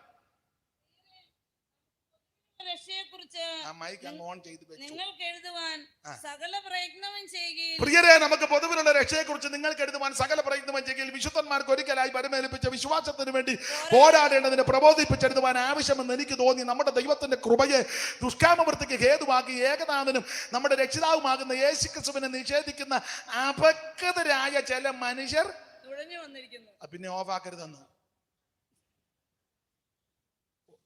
അഭക്തരായ ചില മനുഷ്യർ നുഴഞ്ഞു വന്നിരിക്കുന്നു. കണ്ടോ? അവരുടെ ഈ ശിക്ഷാവിധി പണ്ട് തന്നെ എഴുതിയിരിക്കുന്നു. അപ്പൊ പദം നുഴഞ്ഞു വന്നെന്ന്. അപ്പൊ ഈ സഭയ്ക്കകത്ത് ദുരുപദേഷ്ടക്കന്മാർ നുഴഞ്ഞാ കയറിയത്. ഇപ്പൊ അങ്ങനെ ധാരാളം ദുരുപദേഷ്ടക്കന്മാരുണ്ട്. വേറൊരു യേശുവിനെ പ്രസംഗിക്കുന്നവരുണ്ട്, വേറൊരു സുവിശേഷം പറയുന്നവരുണ്ട്, വേറൊരു ആത്മാവിന് വിധേയപ്പെട്ടു പോകുന്നവരുണ്ട്. നാളെ ഒരാളോട് ദൂത് പറയുന്നു, പുള്ളിയുടെ പ്രായം ദൈവാത്മാവ് പറയാ 45. ദൈവാത്മാവിന് തന്നെ ഇപ്പം ഷുഗർ കൂടിയെന്ന് തോന്നുന്നു. കാരണം ഓർമ്മക്കേട്. ദൈവാത്മാവിന് തന്നെ ഇപ്പം ഡൗട്ടാ, 45 46.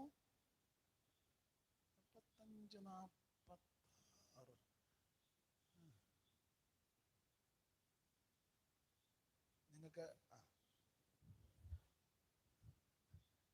സ്തോത്രം. ഞാൻ ചെറിയൊരു ഉദാഹരണം പറഞ്ഞതേ ഉള്ളൂ, ഒത്തിരി കൊണ്ട് പറയാം. അപ്പൊ ഈ ദുരുപദേശം പഠിപ്പിക്കുന്ന ആൾക്കാർ സഭയ്ക്കകത്ത് നുഴഞ്ഞു കയറി. വീട് തരുന്ന ചിലക്ക് പ്രസംഗം അതാ, വീട് തരുന്ന യേശു, വണ്ടി തരുന്ന യേശു, വിദേശത്ത് അയക്കുന്ന യേശു, കടം മാറ്റുന്ന യേശു, കാശ് തരുന്ന യേശു. യേശുവിനെ അറിഞ്ഞാൽ ഇതൊന്നും കിട്ടുകയല്ലെന്നൊന്നും അല്ല വാദം. അതല്ല മെയിൻ വിഷയം. സ്തോത്രം. നിന്റെ പാപം പരിഹരിച്ച്, സ്തോത്രം, നീ ഒരു ദൈവ പൈതലായി തീരണം. നീ രക്ഷിക്കപ്പെടണം. യേശുക്രിസ്തുവിന് ഹൃദയം കൊടുക്കണം. യേശുക്രിസ്തു മാത്രമാണ് ദൈവം. പിന്നെ കർത്താവിനെ സേവിക്കാൻ ഇറങ്ങുമ്പോൾ നമുക്ക് ആവശ്യമുള്ളതൊക്കെ ദൈവം തന്നോളും. TPM പാടുന്ന ഒരു പാട്ടുണ്ട്, നിങ്ങൾക്ക് അറിയാവുന്നവർ വേണേ ഒരു ശീലി പാടിക്കോ, എടുത്ത് പാടാൻ വയ്യ, അതുകൊണ്ടാണ് നിങ്ങളൂടെ പാടാൻ പറഞ്ഞത്. ജീവനും ഭക്തിക്കും വേണ്ടിയ നോക്കയും തൻ ദിവ്യമാം ശക്തി ദാനം ചെയ്തതിനാൽ, ജീവനും ഭക്തിക്കും വേണ്ടിയ നോക്കയും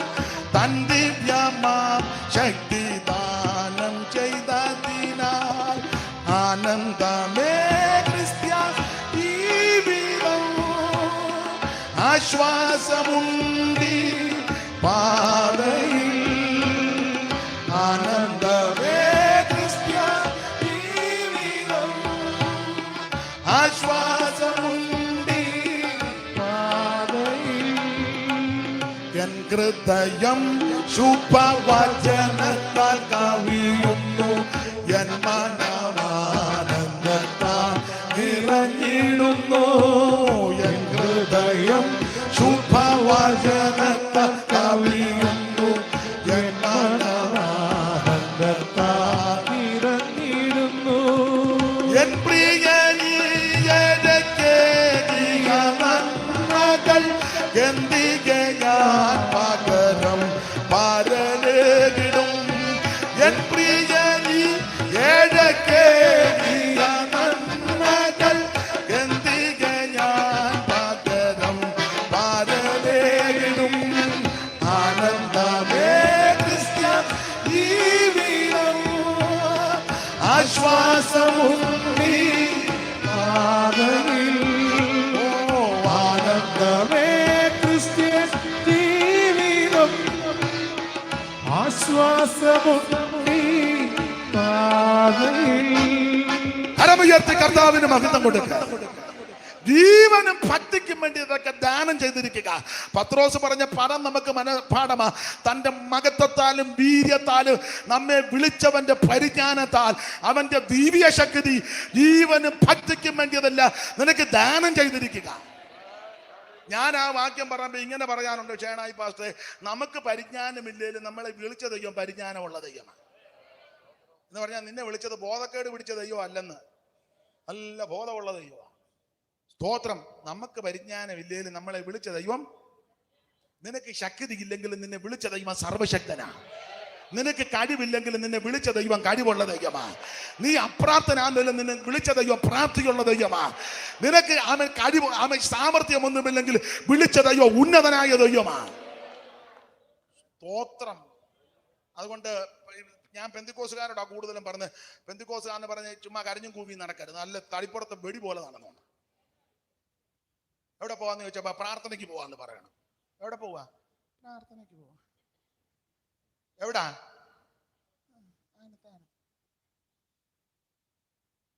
എന്തുകൊണ്ട് വിശേഷം? നിന്റെ കൂടെ ഒരു ചെള്ളു പോലും വരികയല്ല പ്രാർത്ഥനയ്ക്ക്, പിന്നല്ലേ നിന്റെ മാപ്പിള വരുന്നത്. ഒരു ചെള്ളു പോലും. സ്തോത്രം.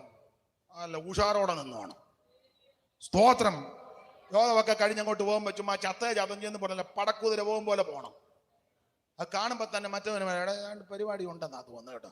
അങ്ങോട്ട് തള്ള 3 തലത്തിരുന്നാ പോയി ഇതാണ്ട് പക്കി പറക്കും പോലെ.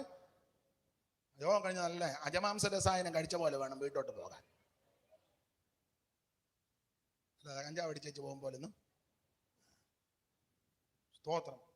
റോഡിൽ കൂടെ പോകുമ്പോൾ ഈ പിള്ളേരൊക്കെ കഞ്ചാവ് അടിച്ച് പിള്ളേർ ദൈവമേ അവരെ രക്ഷിക്കട്ടെ പ്രാർത്ഥിക്കുന്നുണ്ട്. ചിലരോട് സുവിശേഷം പറയാനുണ്ട്, രക്ഷിക്കട്ടെ. അതിപ്പം പഠിതിയൊക്കെ അങ്ങനെ ഇട്ടില്ല. യാതൊരു യമക്കളങ്ങനെ നല്ല പടക്കുതിര പോകും പോലെ പോകണം. നിന്നെ വിളിച്ച ദൈവം പരിജ്ഞാനമുള്ള ദൈവമാണ്. ജീവന് ഭക്തിക്കും വേണ്ടിയതെല്ലാം ദൈവം ദാനം ചെയ്തെന്ന്. നിനക്ക് പരിജ്ഞാനമില്ല, പക്ഷെ വിളിച്ച ദൈവം പരിജ്ഞാനമുള്ള ദൈവമാണ്.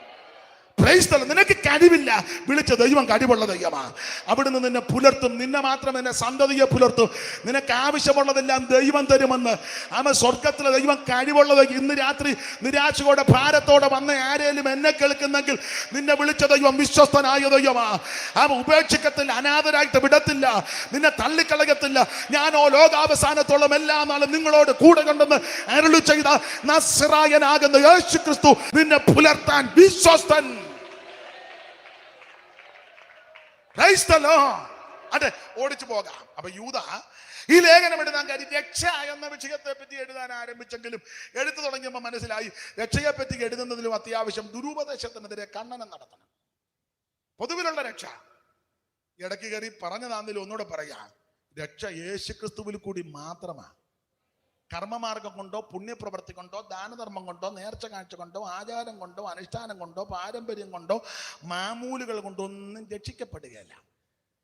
പള്ളി പണിത് കൊടുത്തത് കൊണ്ടോ, പള്ളിക്കടുത്ത് വീട് വെച്ചത് കൊണ്ടോ, കുരിശുത്തൊട്ടി പണിത് കൊണ്ടോ, പെന്തിക്കോസ് ഹോള് പണിതത് കൊണ്ടോ, ഹോള് പണിയാൻ സ്ഥലം കൊടുത്തത് കൊണ്ടോ, ഹോളിനകത്ത് 5 പാൻ മേടിച്ചിട്ടത് കൊണ്ടോ, പുൽപ്പിറ്റ് കൊണ്ട് കൊടുത്തത് കൊണ്ടോ, ഉപദേശിമാർക്കും അച്ഛന്മാർക്കും എല്ലാം ചാപ്പാട് കൊടുത്തത് കൊണ്ടോ, അച്ഛന് ലോഹ തയ്പ്പിക്കാൻ 8 മീറ്റർ വെള്ളത്തുണി കൊടുത്തത് കൊണ്ടോ എനിക്ക് അന്ന് ഒരു 4-5 മീറ്റർ തരണം. ഇതൊക്കെ ഉള്ളത് കൊണ്ട്. അല്ലാതെ കുഴപ്പമല്ല, തന്നത് കൊണ്ടൊന്നും സ്വർഗത്തിൽ പോകുകയല്ല. നീ പാസ്റ്ററുടെ ഭാര്യ ആയതുകൊണ്ടോ, പാസ്റ്റർ ആയതുകൊണ്ടോ, പാസ്റ്ററുടെ മോൻ ആയതുകൊണ്ടോ, വല്യപ്പൻ പാസ്റ്റർ ആയതുകൊണ്ടോ, കോട്ടയം സെൻട്രൽ പാസ്റ്റർ ആയതുകൊണ്ടോ, സഭയുടെ പ്രസിഡന്റ് ആയതുകൊണ്ടോ പുള്ളിയുടെ ഭാര്യ നിനക്ക് അച്ചത്തിലായിപ്പം ഒന്നും സ്വർഗത്തിൽ പോകുകയല്ല. സ്വർഗത്തിൽ പോകണമെങ്കിൽ യേശു ക്രിസ്തുവിനെ രക്ഷിതാവായി സ്വീകരിക്കണം.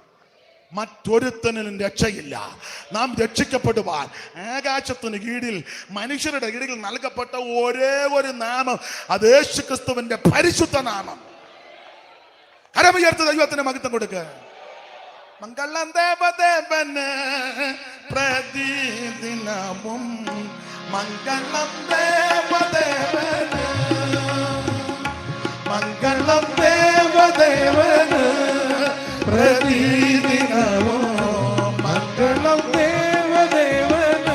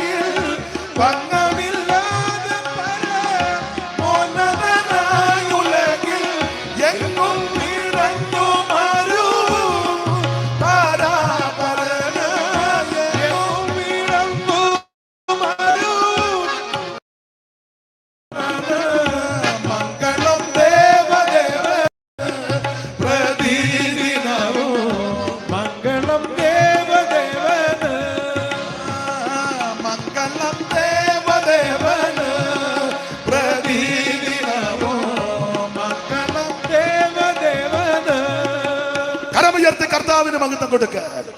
യേശു ക്രിസ്തു മാത്രം രക്ഷകൻ, മറ്റൊരുത്തനും രക്ഷയില്ല. അതുകൊണ്ട് പുണ്യപ്രവൃത്തി നല്ലതാ, പക്ഷെ സ്വർഗത്തിൽ പോകുകയല്ല. സ്വർഗത്തിൽ പോകണമെങ്കിൽ ഈ പുസ്തകം പഠിപ്പിക്കുന്നത് അത് അങ്ങനെ തന്നെ. യേശു രക്ഷിതാവായി സ്വീകരിക്കണം, മറ്റൊരുത്തനിലും രക്ഷയില്ല. ദൈവത്തിന് മഹത്വം. അപ്പൊ ഈ രക്ഷ എന്ന വിഷയം എഴുതാനായി യൂദാ തുടങ്ങി. പക്ഷെ എഴുത്താരംഭിച്ചപ്പോൾ രക്ഷയെ പറ്റി അത്യാവശ്യം ദുരുപദേശത്തിന്, അതായത് ലേഖനത്തിലെ പ്രതിപാദ്യ വിഷയങ്ങളിൽ ഒന്ന് ആട്ടെ. അങ്ങനെ പറഞ്ഞാൽ ഞാൻ ചിലപ്പോൾ ഒരു 10 മണി വരെ നിൽക്കാൻ സാധ്യത ഉണ്ട്. അങ്ങനെ നിന്നാൽ നിങ്ങൾ ചിലർ ചിലപ്പം ഇരുന്നും തന്നെന്ന് വരാം. പിന്നെ പോകുമ്പോൾ നിങ്ങൾ പറയും അത്രയും സമയം ഇവിടെ കൊണ്ടൊരു കാര്യവും ഉള്ളതല്ല. എന്നിരുന്നാലും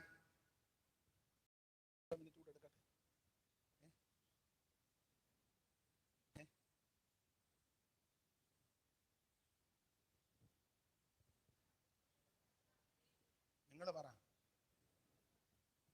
വെളിയിൽ നിൽക്കുന്ന സഹോദരൻ മരിച്ചവരുടെ സമയം എടുത്തോട്ടെ. അവിടെ അവിടെ എന്നാ ഇച്ചിരി അല്ല, ഇച്ചിരി എടുക്കാൻ പോവാ ഞാൻ. അപ്പൊ ശ്രദ്ധിക്കുക, പൊതുവിലുള്ള രക്ഷ ഇത് എഴുതുവാൻ അങ്ങോട്ട് തുനിഞ്ഞെങ്കിലും ദുരുപദേശത്തിന് ഖണ്ഡനം നടത്തി. അതാണ് ലേഖനത്തിലെ പ്രതിപാദ്യ വിഷയം. അതിന്റെ തെളിവുകളൊക്കെ ധാരാളമുണ്ട്. ആ ഭാഗത്തേക്ക് ഇന്ന് പോകുന്നില്ല. എടുത്ത കുറുവാക്യം ഒന്നുകൂടെ വായിച്ചാട്ടെ സഹോദരി. പിന്നെ ഇതാ കർത്താവ് എല്ലാവരെയും വിധിപ്പാനും. ആദാം മുതൽ അങ്ങനെ വായിക്കും. ആദാം മുതൽ ഏഴാമനായ ഹാനോക്കും ഇവരെ കുറിച്ച്. അപ്പോൾ ആദാം മുതൽ ഏഴാമനായ ഹാനോക്ക്, യൂദാ പറഞ്ഞിരിക്കുന്നത് ഏഴാമൻ ഹാനോക്ക് പ്രവചിച്ചെന്ന. അങ്ങനെ ആ വാക്യത്തിന്റെ 2 വാക്യം കൊണ്ട് ചേർത്ത് പറഞ്ഞ ഹാനോക്ക് പ്രവചിച്ചുവെന്ന് യൂദാ രേഖപ്പെടുത്തി. ഇനി ആ ഭാഗം നിങ്ങൾ പഠിക്കുമ്പോൾ ഏഴാമനായ ഹാനോക്ക് എന്ന അങ്ങനെ അവിടുത്തെ എങ്ങനെ ഏഴാമനായ ഹാനോക്ക്. അതിനെ ഏഴാമൻ ഹാനോക്ക് എന്ന് പറയാൻ കാര്യം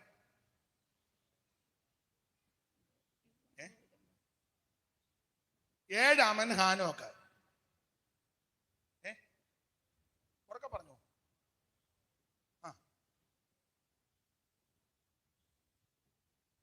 ഈ ഏഴാമൻ ഹാനോക്ക് എന്ന് പറഞ്ഞാൽ ആദാം മുതൽ 7-ാം ഹാനോക്ക് എന്ന് അവിടെ ഒരർത്ഥം. ഇനി വേറൊരർത്ഥം, ഹാനോക്ക് ഒരാളല്ല, ഒന്നിൽ കൂടുതൽ ഹാനോക്കുണ്ട്. ഇല്ലേ? ഉണ്ട്. ഞാൻ ആ ഭാഗമെല്ലാം കൂടെ ധ്യാനിച്ചപ്പോൾ ഒരു 4 ഹാനോക്കിനെ കണ്ടു.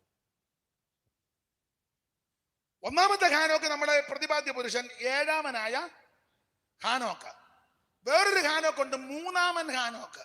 ഉൽപ്പത്തി പുസ്തകം 4-ാം അധ്യായത്തിന്റെ 16 മുതൽ താഴോട്ട് പഠിച്ചു വരുമ്പോൾ ആദാമിന്റെ മകനാകുന്ന കയീന്റെ മകൻ ഒരു ഹാനോക്കുണ്ട്. വായിച്ചേ, ആ കണ്ണിക താഴെ ആ കണ്ണിക തുടങ്ങുന്നിടത്ത്.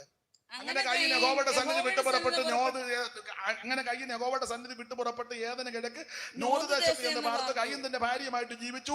ഒരു മകനെ പ്രസവിച്ചു. അവന്റെ പേര് ഹാനോക്ക്. ഹാനോക്ക് ഹാനോക്ക് ഇത് 3-ാമൻ ഹാനോക്ക്. ആദാമിന്റെ മകനാകുന്ന കയീന്റെ മകൻ ഹാനോക്ക്, അത് 3-ാമൻ ഹാനോക്ക്.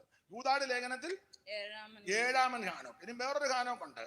അത് പഴയ നിയമകാലമല്ലേ, ബഹുഭാര്യത്വമുള്ള കാലമാണ്. അബ്രഹാമിന്റെ സാറായല്ലാത്തൊരു ഭാര്യയായിരുന്നു കെതൂറ. ആ കെതൂറയ്ക്ക് ജനിച്ച മക്കളിൽ ഒരുവനാണ് മിദ്യാൻ. 4-ാമത്തവൻ മിദ്യാൻ. ആ മിദ്യാന്റെ 3-ാമത്തെ പുത്രന്റെ പേര് ഹാനോക്ക് എന്നാണ്. നിങ്ങൾ വായിച്ചേ, തിട്ടമുണ്ടെങ്കിൽ പെട്ടെന്ന് വായിച്ചു, തിട്ടമില്ലെങ്കിൽ ഞാൻ വാക്യം പറയാം. ഉൽപ്പത്തി പുസ്തകം 25-ാം അധ്യായത്തിന്റെ 1 മുതൽ വായിക്കുമ്പോൾ അബ്രഹാം വേറൊരു ഭാര്യയായ കെതൂറായുമായിട്ട് ജീവിച്ചു. അവൾ സിമ്രാൻ, യൊക്ഷാൻ, മെദാൻ, മിദ്യാൻ, ഇഷ്ബാക്ക്, ശൂവക് എന്നിവരെ പ്രസവിച്ചു. ഇനി അതിന്റെ 4-ാമത്തെ വാക്യം വായിച്ചാട്ടെ സഹോദരൻ. മിദ്യാന്റെ പുത്രന്മാർ അപ്പൊ 4-ാമത്തെ പുത്രനാണ് മിദ്യാൻ. ആ മിദ്യാന്റെ പുത്രന്മാരുടെ പേരാണ് 4-ാം വാക്യം. ഒന്നുകൂടെ വായിച്ചോ. മിദ്യാന്റെ പുത്രന്മാർ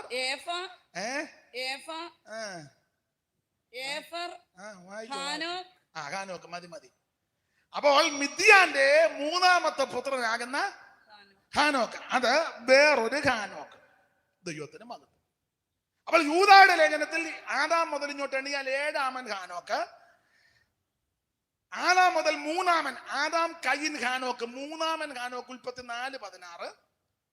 ഇവിടെ ഉൽപ്പത്തി 25-ൽ അബ്രഹാമിന്റെ ഭാര്യയാകുന്ന കെതൂറയുടെ 4-ാമത്തെ പുത്രനാകുന്ന മിദ്യാന്റെ 3-ാമത്തെ പുത്രൻ ഹാനോക്ക്, അത് 3-ാമൻ ഹാനോക്ക്. ഇനി വേറൊരു ഹാനോക്കുണ്ട്. അബ്രഹാമിന്റെ മകനാകുന്ന ഇസഹാക്കിന്റെ മകനാകുന്ന യാക്കോബിന്റെ മൂത്ത പുത്രനാകുന്ന രൂബേന്റെ ആദ്യത്തെ പുത്രന്റെ പേര് ഹാനോക്ക്. വായിച്ച് ഉൽപ്പത്തി 46:9.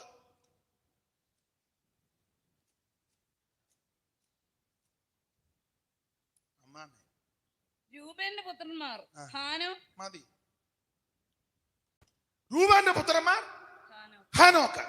അപ്പോൾ അത് വേറൊരു ഇപ്പൊ തന്നെ എത്ര ഹാനോക്കായി?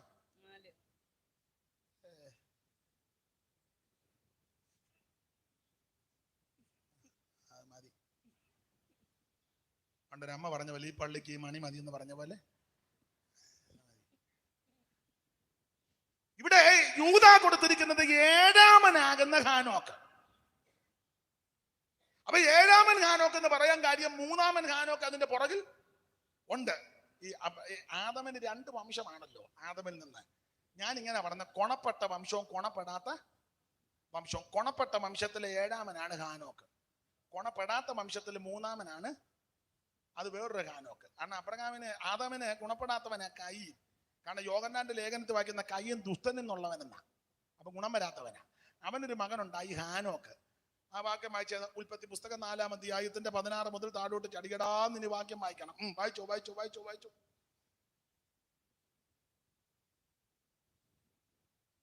അങ്ങനെ കയീൻ യഹോവയുടെ സന്നിധിയിൽ നിന്ന് പുറപ്പെട്ട് ഏദന് കിഴക്ക് നോദ് ദേശത്ത് ചെന്ന് പാർത്തു. കയീൻ തന്റെ ഭാര്യയുമായിട്ട് ജീവിതം ആരംഭിച്ചു. അടുത്ത വാക്യം, ഗർഭം ധരിച്ച് ഹാനോക്കിനെ പ്രസവിച്ചു. അപ്പൊ ഇത് 3-ാമൻ ഹാനോക്ക. വായിച്ചോ. അവനൊരു പട്ടണം പണിതു. ഹാനോക്ക് എന്ന് തന്റെ മകന്റെ പേരിട്ടു. അപ്പൊ ഈ പട്ടണം ആര് പണിതു? കയീൻ ഒരു പട്ടണം പണിതു. ആ പട്ടണത്തിന് ഹാനോക്ക് എന്ന് പേരിട്ടു, മോന്റെ പേരിട്ടു. അപ്പൻ സൂത്രശാലിയ. അപ്പന്റെ കുബുത്തി മോന്റെ പേരിനാൽ ഈ പട്ടണം അറിയപ്പെടണം. ചില സഭയൊക്കെ ചില ആൾക്കാരുടെ പേരിലല്ലേ പറയണം. തങ്കച്ചന്റെ സഭ, ബാബുവിന്റെ സഭ, ചിന്നമ്മയുടെ സഭ, ബേച്ചാന്റെ സഭ, തമ്പിച്ചാന്റെ സഭ, അനീഷ് കാവാലത്തിന്റെ സഭ.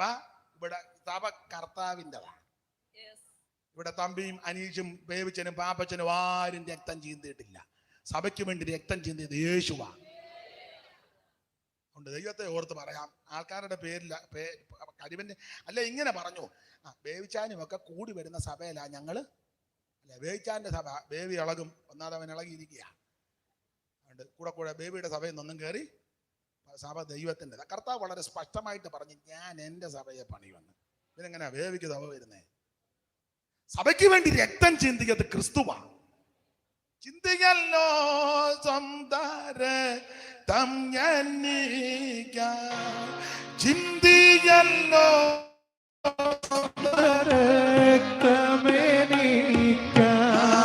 ചന്തം ചിന്തും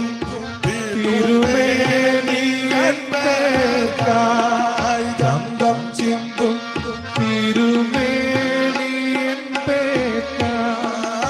സ്വന്തമായ എല്ലാത്തെയും വെടിഞ്ഞു, സ്വന്തമായ എല്ലാത്തെയും വെടിഞ്ഞു.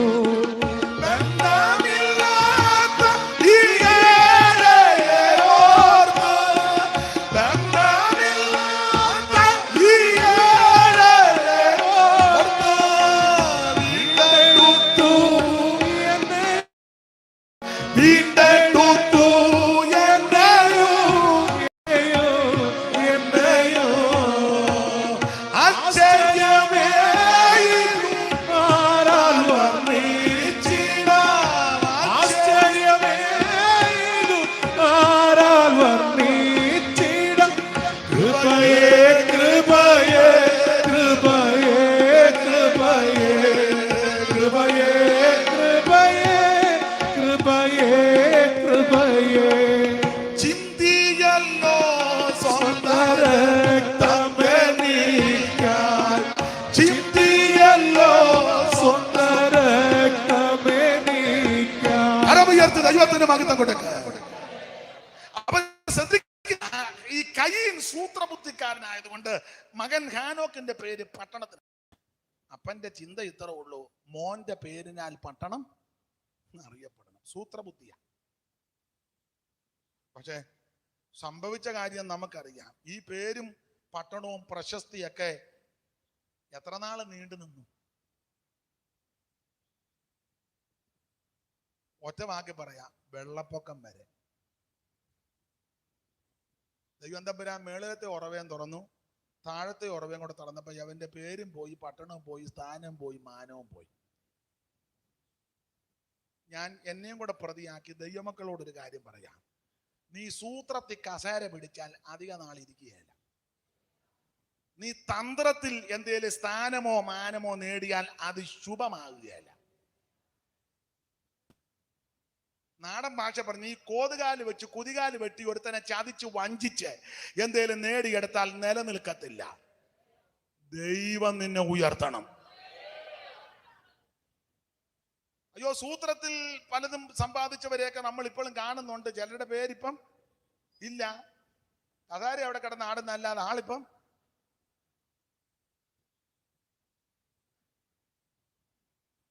പണ്ടേ നിങ്ങൾക്കറിയാം, വിശേഷിച്ച് കുട്ടനാട്ടിൽ സാധുക്കളാകുന്ന ആൾക്കാരെ നല്ലതുപോലെ പണി കെടുപ്പിച്ച് കന്ന് പണിയും പോലെ പണിത് 8 കെട്ടും 16 കെട്ടും പടിപ്പുരയും ഒക്കെ പണിത വീരന്മാരുണ്ടായിരുന്നു. ജോലി ചെയ്താൽ കൂലി പോലും കൊടുക്കുകയില്ല. മുറ്റത്ത് കയറാനൊക്കത്തില്ല. വെല്ലുമച്ചിയൊക്കെ പറഞ്ഞു കേട്ടിട്ടുണ്ട്, മുറ്റത്ത് അറവാ ചെന്നാൽ ദൂരെ കുഴി കുടിക്കും. കുഴിക്കകത്ത് ഇല കൂട്ടി വെക്കുക, അതിനകത്ത് ആ കഞ്ഞി. സ്തോത്രം. ഇപ്പൊ അങ്ങനെയുള്ള 8 കെട്ടും കാണാനില്ല, 16 കെട്ടും ഇല്ല, 32 കെട്ടും സൂത്രത്തിൽ കൊണ്ടുവരുന്നതൊന്നും ശുഭമാകത്തില്ല. അന്യായമായി ധനം സമ്പാദിക്കുന്നവൻ താനിടാത്ത മുട്ടമേ പൊരുന്നിരിക്കുന്ന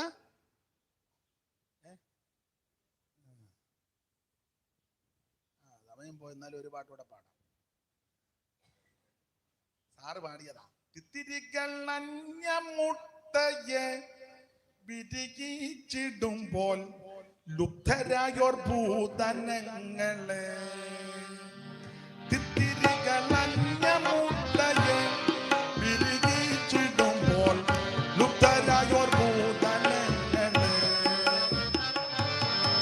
ചേർത്തു കൂട്ടിയിട്ടാതനങ്ങളിൽ മേൽ ഒരുമിരുന്ന യവ വിരിഞ്ഞാർത്തി നൽകിടും മാമോൻ കുട്ടികളാൽ പുറപ്പെടുന്നാർത്ത ആദനെ, ചേർത്തു കൂട്ടിയിട്ടാതനങ്ങളിൽ മേൽ ഒരുമിരുന്ന യവ വിരിഞ്ഞാർത്തി നൽകിടും മാമോൻ കുട്ടികളാൽ പുറപ്പെടുന്നാർത്ത ആദനെ, എന്ന വിട വന്നു ചേരും ഞാൻ മമകാന്ത നിന്നെ വന്നു കണ്ടുവാൻ തീരുവാൻ, എന്ന വിട വന്നു ചേരും ഞാൻ മമകാന്ത നിന്നെ വന്നു കണ്ടുവാൻ തീരുവാൻ.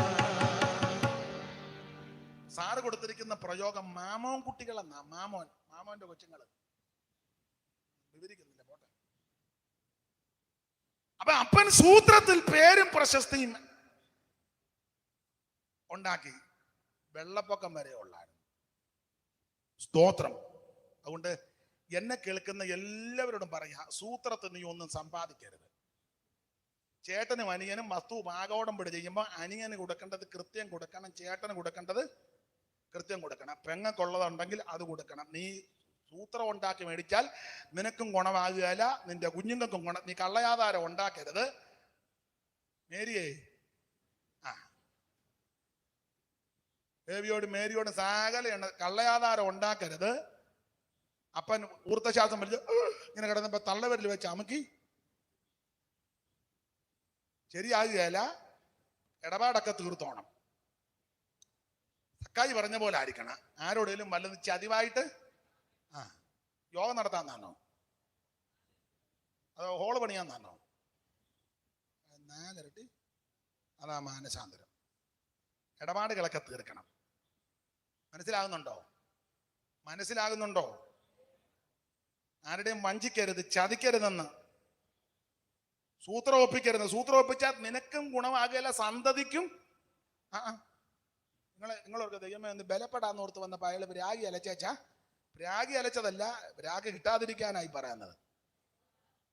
അവൻ അറിഞ്ഞു കുത്തി പ്രാകരുത്. നീ നിന്റെ സന്തതിയും ഭൂമിയുള്ള കാലത്തോളം ഗുണം പിടിക്കലെന്ന് അവിടെ നിന്ന് പ്രാകരുത്. കാരണം കൂടാതെ പ്രാക്ക് കേൾക്കുകയായിരുന്നു. അപ്പൊ കാരണമുണ്ട്, സൂക്ഷം കേൾക്കും. അതിന് ബാംഗ്ലൂരിൽ നിന്നും കൊട്ടാരക്കരയിൽ നിന്നും കോഴിക്കോട്ടിൽ നിന്നും കോട്ടയത്ത് നിന്ന് ആളിനെ ഇറക്കിയാലൊന്നും ചാപം പോവുകയല്ല. അവരവിടെ നിന്ന് താണ്ട വരുന്നു പിടിച്ചോ മേരി എന്ന് പറഞ്ഞ് നിന്നെ തള്ളിയിടും. അവര് വാറ കയറിപ്പോ നീ അവിടെ മലന്ന് കിടക്കുകയും ചെയ്യും. മനസ്സിലാകുന്നുണ്ടോ? വല്ലോ അന്യായമായിട്ടൊന്നും നിന്റെ കൈ വരരുതെന്ന്. വീട്ടിൽ ജോലിക്ക് വരുന്ന ആരെങ്കിലും ഉണ്ടെ വളിച്ചതും പൊളിച്ചതും കഴിക്കാൻ കൊടുക്കരുത്. പിടിച്ചിനകത്ത് 5 ദിവസം വരുന്ന ഇനി വീട്ടുകാർക്ക് ആർക്കും വേണ്ട. അന്ന് തറ തുടയ്ക്കാൻ വരുന്ന തങ്കയ്ക്ക് കൊടുത്തു തരും.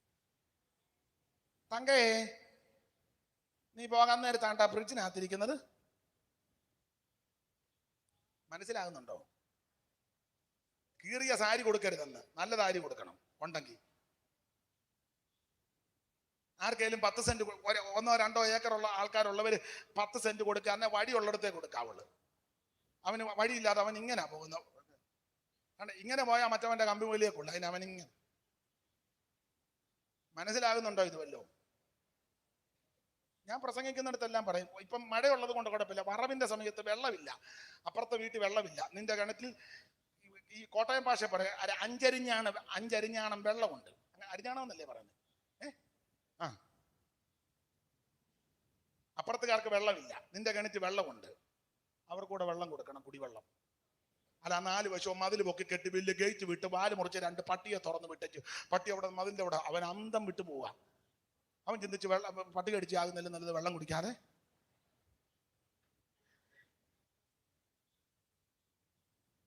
അവനോട് വിളിച്ച് പറയണം, നിങ്ങൾ വന്ന് ഹിന്ദുക്കളോ മുസ്ലിമോ ആരുമാകട്ടെ മനുഷ്യരല്ലേ, ഇങ്ങോട്ട് വെള്ളം കോരിക്കൊണ്ട് പോകാൻ പറയണം.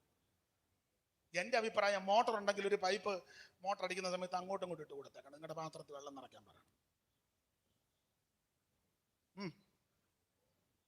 ഇത് വെള്ളം കൊടുക്കുകയില്ല, ഗുണം കൊടുക്കുകയില്ല. ഇത് സന്ധ്യ ആകുമ്പോ തമ്പേർ വെച്ചടിക്കുക. ദേശമെല്ലാം ഉണർന്നിടൂ, നിന്നെ മെറ്റിൽ പെറുക്കി എറിയും. നീ ഗുഡ് ന്യൂസ് കൊടുക്കുക. സുവിശേഷ വിരോധികൾ ആനത്താനത്ത് പോടാ, ആനത്താനത്ത് വിടാ സുവിശേഷ വിരോധി. ഇവിടെ ഒരു സുവിശേഷ വിരോധിക്കില്ല. നീ മാന്യമായിട്ട് ഇടപെട്ടെ, അവൻ നിന്റെ കൂടെ വരും. അവനും വന്ന് നിന്റെ കൂടെ മുഴങ്കാലം അടക്കി ദൈവത്തെ ആരാധിക്കും. സ്തോത്രം. ദൈവം വിശ്വസ്തനല്ലേ. Praise the lord, praise the lord. മനസ്സിലാകുന്നുണ്ട്? ഇപ്പൊ ചക്കയുടെ സീസണില്ലേ, ചക്ക ഉണ്ടെങ്കിൽ അത് ഒന്നാമത് നിനക്ക് കഴിക്കാൻ. ഈ പെണ്ണുങ്ങൾക്കൊന്നും ഇപ്പൊ അങ്ങനെ മിക്കവർക്കും ചക്ക മുറിക്കാനോ അത് ചകണി കളയാനൊന്നും. അമ്മ ചക്ക ഈ ആണ്ട് ഞാൻ ചക്കയൊന്നും കഴിച്ചില്ല. എന്നാ ആര് അടത്തിപ്പെറുക്കി?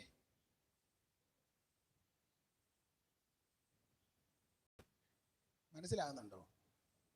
അപ്പൊ നിനക്ക് കഴിക്കാൻ മേല. കഴിക്കാൻ ആക്കമുള്ളവരുണ്ട്, അവരോട് പറയണം 2 ചക്ക ഇട്ടുകൊണ്ട് പോക്കാളാൻ. ഇതാ ചക്ക പഴുത്ത് വീണ് അവിടെ കിടന്ന് നശിച്ചാ പോലും ഒരു കുഞ്ഞുങ്ങൾക്ക് കൊടുക്കുക. എന്നിട്ട് ഞായറാഴ്ച സിയോൻ കിതാബിലെയും ബൈബിളുമായിട്ട് ഓടുക. എങ്ങോട്ട് പോവുക? ആരാ നിനക്ക്? നിന്നെ ഗുണം ചെയ്യുന്ന. സ്തോത്രം. ഗുണം ചെയ്യേ. ആ ഭാഗം അങ്ങ് വിടുക. ദൈവത്തിന് മഹത്വം. അപ്പൊ ഈ ഹാനോക്ക്, മൂന്നാമൻ ഹാനോക്ക് ഗുണപ്പെട്ടവനല്ല. ഇവൻ കയീന്റെ സന്തതിയാ, ഗുണം വന്നവനല്ല. എന്നാൽ 7ാമനായ ഹാനോക്ക് ഗുണപ്പെട്ടതാ. അത് ആദാമിന് 2 വംശമാണെന്ന് ഞാൻ സൂചിപ്പിച്ചല്ലോ. അതിലെ 1ാമത്തെ വംശമാണ് ആദാം, കയീൻ, ഹാനോക്ക്. ഹാനോക്കിന്റെ മകൻ ഈരാദ്. വായിച്ചോ പെട്ടെന്ന്. ഈരാദ്. ഇനി ഈരാദിന്റെ മകൻ മെഹൂയേലിനെ ജനിപ്പിച്ചു. പിന്നെ മധൂശലേഖനെ ജനിപ്പിച്ചു. ലാമെക്ക്. അപ്പൊ ആദാം, കയീൻ, ഹാനോക്ക്, ഈരാദ്, മഹൂയേൽ, മധൂശലേഖ്, ലാമക്ക്. 7ാമൻ ലാമക്ക്. അത് കൊണപ്പെടാത്ത വംശം. ഇനി കൊണപ്പെട്ട വംശത്തിലെ 7ാമനാണ് ഹാനോക്ക്. യൂദായുടെ ലേഖനത്തിലെ 7ാമൻ ഹാനോക്ക്. അത് ആദാം, ശേത്ത്, ഏനോശ്, കേനാൻ, മഗലേൽ, യാരദ്, ഹാനോക്ക്. അത് ഗുണപ്പെട്ടത്. അപ്പൊ ഓടിച്ച് പറയാം, ഈ ഗുണപ്പെട്ടവനേക്കായാലും കഴിവ് ഗുണപ്പെടാത്തവനാ. നിങ്ങളെല്ലാ മേഖല എടുത്തേ. ഞാൻ ഗുണപ്പെട്ടില്ലെന്ന് ഞാൻ ഉദ്ദേശിക്കുന്നത് രക്ഷിക്കപ്പെട്ട് സ്നാനപ്പെട്ട് ആത്മനിറവിനെ പ്രാപിച്ചവരെ ഉദ്ദേശിച്ച് ആ ഗുണപ്പെട്ടെന്ന് ഞാൻ ഈ പറയുന്നത്. അങ്ങനെ നിങ്ങൾ എൻ്റെ കൂടെ നിൽക്കണം, അല്ലേ പ്രശ്നമാകും. ഗുണപ്പെട്ടില്ലെന്ന് ഞാൻ ഉദ്ദേശിക്കുന്നത്, ഗുണപ്പെട്ടെന്ന് പറഞ്ഞാൽ രക്ഷിക്കപ്പെട്ട് സ്നാനപ്പെട്ട് അഭിഷേകം പ്രാപിച്ച് വേർപാട് പാലിച്ച് ജീവിക്കുന്നവരുടെ കാര്യമാണ് ഗുണപ്പെട്ടെന്ന് എൻ്റെ ഭാഷയിൽ പറയുന്നത്. അപ്പൊ ഗുണപ്പെട്ടവനേക്കാളും കഴിവ് ഗുണപ്പെടാത്തവനാ. ഉദാഹരണമാണ്. ഞാനും ഈ സഹോദരന്മാരും ഒക്കെ പാട്ട് പാടുന്നുണ്ട്. എന്നെ അങ്ങ് ഒഴിവാക്കി പലരും. ഞാൻ പാടുകയല്ല. ഇന്നാളൊരു അമ്മ പറഞ്ഞു, അയ്യോ നിങ്ങളെ എന്തിനേ കാറുന്നേ. ഞാനെടുത്ത് അമ്മ പാടുന്നെന്ന് പറയുക വന്നാ. അപ്പൊ അമ്മ പറഞ്ഞു, എന്തിനാ എടുത്ത് കാറുന്നേ, എന്തിനാന്ന് ചോദിച്ചു. അപ്പൊ അത് ശരിയാ, കാറുക. പക്ഷെ കൃപയിൽ ശരണപ്പെട്ട് പറയട്ടെ, രക്ഷിക്കപ്പെട്ട് സ്നാനപ്പെട്ട് ദൈവകൃപയിൽ വരുവാൻ ദൈവം ഭാഗ്യം നൽകി. പക്ഷെ എന്നേക്കാൾ നന്നായിട്ട് പാടുന്ന, അല്ലെങ്കിൽ നിങ്ങളെക്കാൾ നന്നായിട്ട്, ഉദാഹരണമാണ് ഇപ്പം എല്ലാവർക്കും മനസ്സിലായ ഗാനഗന്ധർവന യേശുദാസ്. അദ്ദേഹം അപാര കഴിവാ, അസാധ്യ കഴിവാ. നമുക്ക് ഞാൻ പറയണ്ടല്ലോ, ഗാനഗന്ധർവന. ഈ 80 വയസ്സിലും അങ്ങേര് രാഗം വിസ്തരിക്കുന്ന കേട്ടാ നമ്മുടെ ആകവാള് വെട്ടിപ്പോവും. നമുക്ക് പിന്നെ രാഗമൊന്നും അങ്ങനെ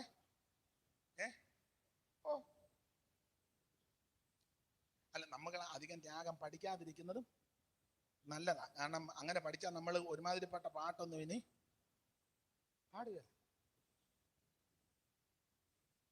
പാടത്തില്ല. ഞാൻ ആ ഭാഗത്തേക്ക് ഇപ്പൊ പോകുന്നില്ല.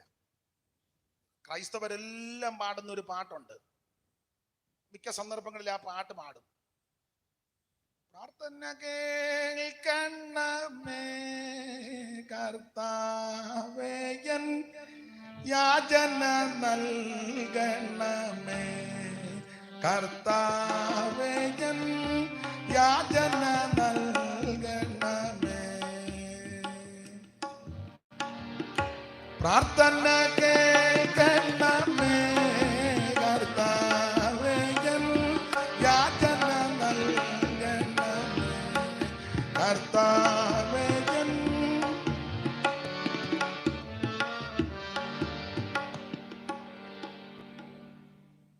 അതിൻ്റെ ട്യൂണും രാഗവും ഞാൻ പറഞ്ഞാൽ ഇനി ചിലർ ആ പാട്ട് അത് വേറൊരു പാട്ടിൽ നിന്ന് കടമെടുത്തതാ.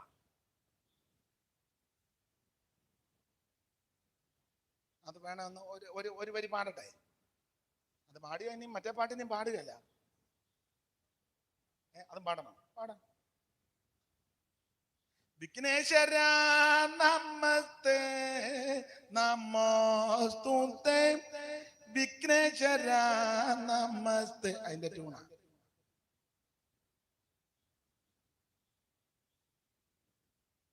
നിങ്ങൾ പറയായിരിക്കും പുള്ളിക്ക് ബന്ധനങ്ങളുണ്ട്, ഇതുവരെ അഴിഞ്ഞിട്ടില്ല. വിട്ടേര്. അപ്പൊ എന്തായാലും ഗാനഗന്ധർവനായ യേശുദാസ് അദ്ദേഹം അസാധ്യ കഴിവാ, അഭിനന്ദിക്കുന്നു. പക്ഷേ ഈ വേദപുസ്തകത്തിന്റെ വെളിച്ചത്തിൽ അദ്ദേഹം രക്ഷിക്കപ്പെട്ട് സ്നാനപ്പെട്ട് ആത്മനിറവിനെ പ്രാപിച്ച് വേർപാട് പാലിക്കുന്ന ആ വിധത്തിൽ വേദപുസ്തകത്തിന്റെ വെളിച്ചത്തിലുള്ള ആളല്ല. അദ്ദേഹം നല്ല മനുഷ്യനാ, ഗാനഗന്ധർവനാ. എന്നാൽ ഞാനും നിങ്ങളും രക്ഷിക്കപ്പെട്ട് സ്നാനപ്പെട്ട് നമുക്ക് രാഗവും ഇല്ല, ട്യൂണുമില്ല, താളവും ഇല്ല, ഒന്നും ഇല്ല. പക്ഷെ കഴിവാർക്കാ? അദ്ദേഹത്തിന്. അല്ല, ഞാൻ ആ വാക്യം പറഞ്ഞത് ഗുണപ്പെട്ടവനേക്കാളും കഴിവ് ഗുണപ്പെടാത്തയാൾ. ഞാൻ എന്നെയും കൂടെ പ്രതിയാ. ഞാനും എന്നെ പോലുള്ള കർത്തവേലക്കാരൊക്കെ വെളിനാട്ടിലൊക്കെ അവർ ക്ഷണിക്കുമ്പം അമേരിക്കയിലും ഗൾഫിലും ഒക്കെ ചെല്ലുന്ന സമയത്ത് പ്രസംഗിക്കാനായിട്ട് സമയം തരും. ചിലർക്ക് 5 മിനിറ്റ് കൊടുക്കും, ചിലർക്ക് 10 മിനിറ്റ്, ചിലർക്ക് അവരുടെ ഇതൊക്കെ അറിഞ്ഞ അരമണിക്കൂർ, ചിലർക്ക് കത്തിച്ച 1 മണിക്കൂർ, ചിലർക്ക് 1.5. എനിക്ക് ഇച്ചിരി സമയം ചിലർ തരാറുണ്ട്. അത് ഞാൻ പറഞ്ഞില്ലേ, അതുള്ളത് കൊണ്ടാണ്, ഏതാ പാട്ടുള്ളത് കൊണ്ടാണ്. അപ്പൊ നമ്മളൊരു 1.5 മണിക്കൂറൊക്കെ സൂക്ഷിച്ചാൽ ഞാൻ എന്നെയും കൂടെ പ്രതിയാക്കാം, വീരവാദം പറ. ഞാൻ 1.5 മണിക്കൂർ അമേരിക്ക തീയായിരുന്നു.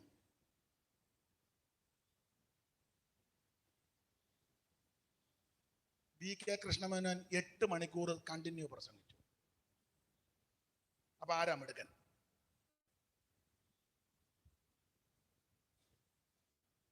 സ്തോത്രം. മനസ്സിലായോ? ഗുണപ്പെട്ടവനേക്കാളും കഴിവ് ഗുണപ്പെടാത്തവനെ. കർത്താവ് തന്നെ തെളിവ് തന്നല്ലോ. ഒരു വാക്യം വായിച്ച്, ലൂക്കോസിന്റെ സുവിശേഷം 16-ാം അധ്യായത്തിന്റെ 8-ാം വാക്യം. തെളിവ് കർത്താവ് തന്നെ വളരെ സ്പഷ്ടമായിട്ട് പറഞ്ഞില്ലേ, ലൂക്കോസ് 16:8. ഈ അനീതിയുള്ള കാര്യവിചാരകൻ ബുദ്ധിയോടെ പ്രവർത്തിച്ചത് കൊണ്ട്. അടുത്തത് വെളിച്ച മക്കൾ എന്ന് പറഞ്ഞാൽ ദൈവമക്കൾ, രക്ഷിക്കപ്പെട്ടവർ. വെളിച്ചം യേശു ക്രിസ്തു. ആ വെളിച്ച മക്കൾ യേശു ക്രിസ്തുവിന്റെ മക്കൾ, അല്ലെങ്കിൽ രക്ഷിക്കപ്പെട്ട ദൈവമക്കൾ. അങ്ങനെ വെളിച്ച മക്കളെക്കാൾ ഈ ലോകത്തിന്റെ മക്കൾ തങ്ങളുടെ തലമുറയിൽ കണ്ടോ? വെളിച്ച മക്കളെക്കാൾ ഈ തലമുറയുടെ മക്കൾ, ഈ ലോകത്തിന്റെ മക്കൾ തങ്ങളുടെ തലമുറയിൽ. ഞാൻ ഓടിച്ചങ്ങനെ പറഞ്ഞ് വാക്യങ്ങളെല്ലാം വായിപ്പിക്കുന്നില്ല. അപ്പൊ ഗുണപ്പെട്ടവനേക്കാളും കഴിവ് ഗുണപ്പെടാത്തവനാ. ആ ഭാഗത്ത് തന്നെയുണ്ട്. ഗുണപ്പെട്ടവൻ 7-ാമൻ ഹാനോക്ക്, ഗുണപ്പെടാത്തത് ലാമക്ക്. ഹാനോക്കിനേക്കാളും കഴിവ് ലാമക്കിനാ. കാരണം അവിടെ 4-ാം അധ്യായത്തിന്റെ 19 മുതൽ വായിക്കുമ്പോൾ ലാമക്ക് 2 ഭാര്യമാരെ എടുത്തെന്ന. അങ്ങനല്ലേ? ലാമക്ക് അത് കഴിവുണ്ടായിട്ടല്ലേ? ഞാൻ ഭയത്തോടെ ബഹുമാനത്തോടെ നരച്ച തലയുള്ളത് കൊണ്ട് ഈ ബഹുമാനത്വം. ഞാനും നിങ്ങളുമെല്ലാം കുടുംബജീവിതം നയിക്കുന്നവരാ. ദൈവകൃപയിൽ ഉഭയസമ്മതത്തിന്റെ ഉടമ്പടി വാചകത്താൽ ദൈവകൃപയിൽ ശരണപ്പെട്ട് ഞാനും നിങ്ങളുമെല്ലാം ദൈവദാസന്മാരുടെ അധ്യക്ഷതയിൽ ദൈവം നമുക്കൊരു ഭാര്യയെ തന്നു. കർത്താവ് കൃപയനുസരിച്ച് നമ്മൾ ജീവിക്കുന്നു. ഞാൻ ഇനി എൻ്റെ ശൈലി പറയാ, തെറ്റിദ്ധരിക്കരുത്. നമ്മുടെ കഴിവിന്റെ പരമാവധി പരിശ്രമിച്ച ഈ ഒരെണ്ണത്തിന് നമ്മൾ ഇത്രയും നാളും, നിങ്ങൾ പറ, എന്തായാലും പറ, ഇല്ലേ? അയ്യോ, നമ്മളെക്കാൾ നീളക്കുറവ്, കഴിവ് കുറവ്, ആരോഗ്യക്കുറവ്, അങ്ങനെ പല പല അപാകത ഉണ്ടെങ്കിലും നമ്മുടെ കഴിവിന്റെ പരമാവധി പരിശ്രമിച്ച അന്നേരം ലാമക്ക് 2 എണ്ണത്തിനെ കൂളായിട്ട് കൊണ്ട് നടക്കുന്നു. അത് കഴിവുണ്ടായിട്ടല്ലേ? അപ്പൊ ഗുണപ്പെട്ടവനേക്കാളും കഴിവ് ഗുണപ്പെടാത്തവനാ. അപ്പോൾ ലാമക്കിനെ പറ്റി പറഞ്ഞു, ഇവൻ ഗുണപ്പെടാത്തവൻ, കഴിവുണ്ട്. ഈ കഴിവുള്ളത് കൊണ്ട് അവന് തലമുറയുണ്ട്. യാബാല്, യൂബാല്, തൂബക്കയിൻ, പെങ്ങള്, നയമ, 4 പിള്ളേര്. ഒരുത്തനാണ് കൂടാരവാസികൾക്ക് പശുപാലകന്മാർക്കും പിതാവ്. ഒരുത്തനാകുന്ന കിന്നരവും വേണവും വായിക്കുന്നവർക്കെല്ലാം തലതൊട്ടപ്പൻ. കഴിവാ, പിള്ളേരുടെ കഴിവ്. വേറൊരുത്തനാകുന്ന ചെമ്പ് കൊണ്ട് ഇരുമ്പ് കൊണ്ടും ആയുധം ഉണ്ടാക്കുന്നവർക്ക്. അപ്പൊ ഗുണ്ടായിസം, സംഗീത വാദ്യ കല, സംഗീത കലയിലൊക്കെ നിപുണന്മാർ, എല്ലാം കഴിവുള്ളവരാ. എന്നാൽ അങ്ങനെയുള്ള കഴിവുകളില്ലെങ്കിൽ ഹാനോക്കിനെ പറ്റി അത് പറഞ്ഞങ്ങ് നിർത്തുക. ഹാനോക്കിനെ പറ്റി പറയുക, ഹാനോക്ക് പ്രവചിച്ചെന്ന്. ഹാനോക്ക് എന്തോ പ്രവചിച്ചു? 2 കാര്യം പ്രവചിച്ചു. ഒന്ന്, അത് പുസ്തകം പഠിക്കാൻ പറയാം, വാക്യം വായിപ്പിക്കുന്നില്ല. ഒന്ന്, ഹാനോക്കിന് 65 വയസ്സായപ്പോൾ മധൂശാലേക്ക് ജനിച്ചു. മധൂശാലേഖിന്റെ പേര് ഇവന്റെ കാലത്തിനു ശേഷം അത് സംഭവിക്കും എന്ന് പറഞ്ഞാൽ, മധൂശാലേക്ക് ജനിച്ചപ്പോൾ ഹാനോക്കിന് ഒരു വെളിപ്പാടുണ്ടായി, ഒരു വെള്ളപ്പൊക്കം വരാൻ പോകുന്നു. ആ ഭയാനകമായ വെള്ളപ്പൊക്കം ഹാനോക്ക് ആത്മാവിൽ കണ്ടു. കണ്ടപ്പോൾ ഈ ചെറുക്കൻ ജനിച്ചു, മെതൂശലേക്ക് പേരിട്ടു. ഇവന്റെ കാലത്തിന് ശേഷം അത് സംഭവിക്കും. ഇതാണ് ഒന്നാമത്തെ പ്രവചനം. 2, ഹാനോക്ക് പ്രവചിച്ചത് കർത്താവ് 1000 വിശുദ്ധന്മാരോടുകൂടെ വരുന്നു എന്ന് പറഞ്ഞാൽ 1000 വിശുദ്ധന്മാരോടുകൂടെ യേശു വരുന്നത് യേശു ക്രിസ്തുവിന്റെ 2ാം വരവിന്റെ 1ാം ഘട്ടമല്ല, 2ാം വരവിന്റെ 2ാം ഘട്ടമാ. എന്ന് പറഞ്ഞാൽ മഹത്വ പ്രത്യക്ഷത. ഒന്നുകൂടെ പറഞ്ഞാൽ, യേശു ക്രിസ്തുവിന്റെ ആദ്യത്തെ പ്രത്യക്ഷത പോലും ആരും അറിയാതിരുന്നപ്പോൾ ഹാനോക്ക് 2ാമത്തെ പ്രത്യക്ഷതയുടെ 2ാം ഘട്ടം ആത്മാവിൽ കണ്ടു. അതാണ് 1000 വിശുദ്ധന്മാരുമായി കർത്താവ് വരുന്നു. അതാണ് വെളിപ്പാട് 1:7, വെളിപ്പാട് പുസ്തകം 19:11, തെസ്സലോനിക്ക ലേഖനം 1-ാം അധ്യായത്തിന്റെ 8-9 വാക്യോ 5-ാം അധ്യായത്തിൽ കോപത്തിനല്ല എന്നുള്ള വാക്യങ്ങളെല്ലാം കൂടെ ചേർത്ത് പഠിച്ചാൽ 2ാം വരവിന്റെ 2ാം ഘട്ടം ഹാനോക്ക് ആത്മാവിൽ കണ്ടു. ഇതാണ് ഹാനോക്ക് പ്രവചിച്ചത്. ഈ 2 കാര്യം, 1, 1000 വിശുദ്ധന്മാരുമായിട്ട് വരുന്നു. 2, വെള്ളപ്പൊക്കം വരാൻ പോകുന്നു. അപ്പൊ ഹാനോക്ക് തീരുമാനിച്ചു, ഈ 2 വിഷയത്തിൽ വെള്ളപ്പൊക്കത്തിൽ അകപ്പെടുകയും ചെയ്യരുത്, വിശുദ്ധന്മാരുടെ ഗണത്തിൽ ഞാനും കാണണം. അപ്പോൾ ഹാനോക്ക് തീരുമാനിച്ചു, ഞാൻ ഇനി ദൈവത്തിന്റെ കൂടെ നടക്കും. 300 കൊല്ലം ദൈവത്തിന്റെ കൂടെ നടന്നു. 300 കൊല്ലം ഈ ഹാനോക്ക് ദൈവത്തിന്റെ കൂടെ നടക്കാൻ 2 കാര്യം ആ വേദപുസ്തകത്തിന്റെ അടിസ്ഥാനത്തിൽ. 1, വെള്ളപ്പൊക്കം കണ്ടു. 2, 1000 വിശുദ്ധന്മാരുമായി കർത്താവ് വരുന്നത് കണ്ടു. ഈ 2 കാര്യം കാണുകയും അറിയുകയും ചെയ്തപ്പോൾ മനസ്സിലായി, ഇനി ഞാൻ നേരത്തെ നടന്നതുപോലെ നടക്കുന്നില്ല, ഞാൻ ദൈവത്തിന്റെ കൂടെ നടക്കും. നീ നേരത്തെ നടന്ന പോലെ ഇനി നടക്കരുത്. മദ്യപിക്കരുത്, പുകവലിക്കരുത്, ലഹരി പദാർത്ഥം ഉപയോഗിക്കരുത്, ഇനി ചാപ്പി കയറി കുടിക്കരുത്, അലോഗ്യം ഉണ്ടാക്കരുത്, വഴക്കുണ്ടാക്കരുത്. നീ നേരത്തെ നടന്നതുപോലെ നടക്കരുത്. ഇന്ന് രാത്രി ഒരു തീരുമാനമെടുക്കണം. ഞാനൊരു ദൈവ പൈതലായി നടക്കും, ഞാനൊരു ദൈവ പൈതലായി ജീവിക്കും. ഇന്ന് രാത്രി ഇവിടെ വിട്ടുപോക, സമയം പോയെന്നറിയാം, എന്നാൽ ഒരു തീരുമാനമെടുത്ത് ഈ ഗ്രൗണ്ട് വിട്ട് നീ തിരിച്ചു വീട്ടിൽ പോകാവൂ. Price the Lord. ദൈവത്തിന്റെ കൂടെ 300 കൊല്ലം. അപ്പൊ നടക്കാൻ വേറൊരു കാരണം വേദപഠിതാക്കൾ പറയുന്നത്, ഹാനോക്ക് ദൈവത്തിന്റെ കൂടെ നടക്കാൻ 3ാമത്തെ ഒരു കാരണം ആദാമിന്റെ കഥനകഥ കേട്ടെന്ന്. ആദാമിന്റെ കഥനകഥ. ആദാമിന്റെ കഥനകഥ. ഷണൈപ്പാസ് ആശീർവാദം പറയാൻ ഒരുങ്ങിയിരിക്കാന്ന് എനിക്കറിയാം.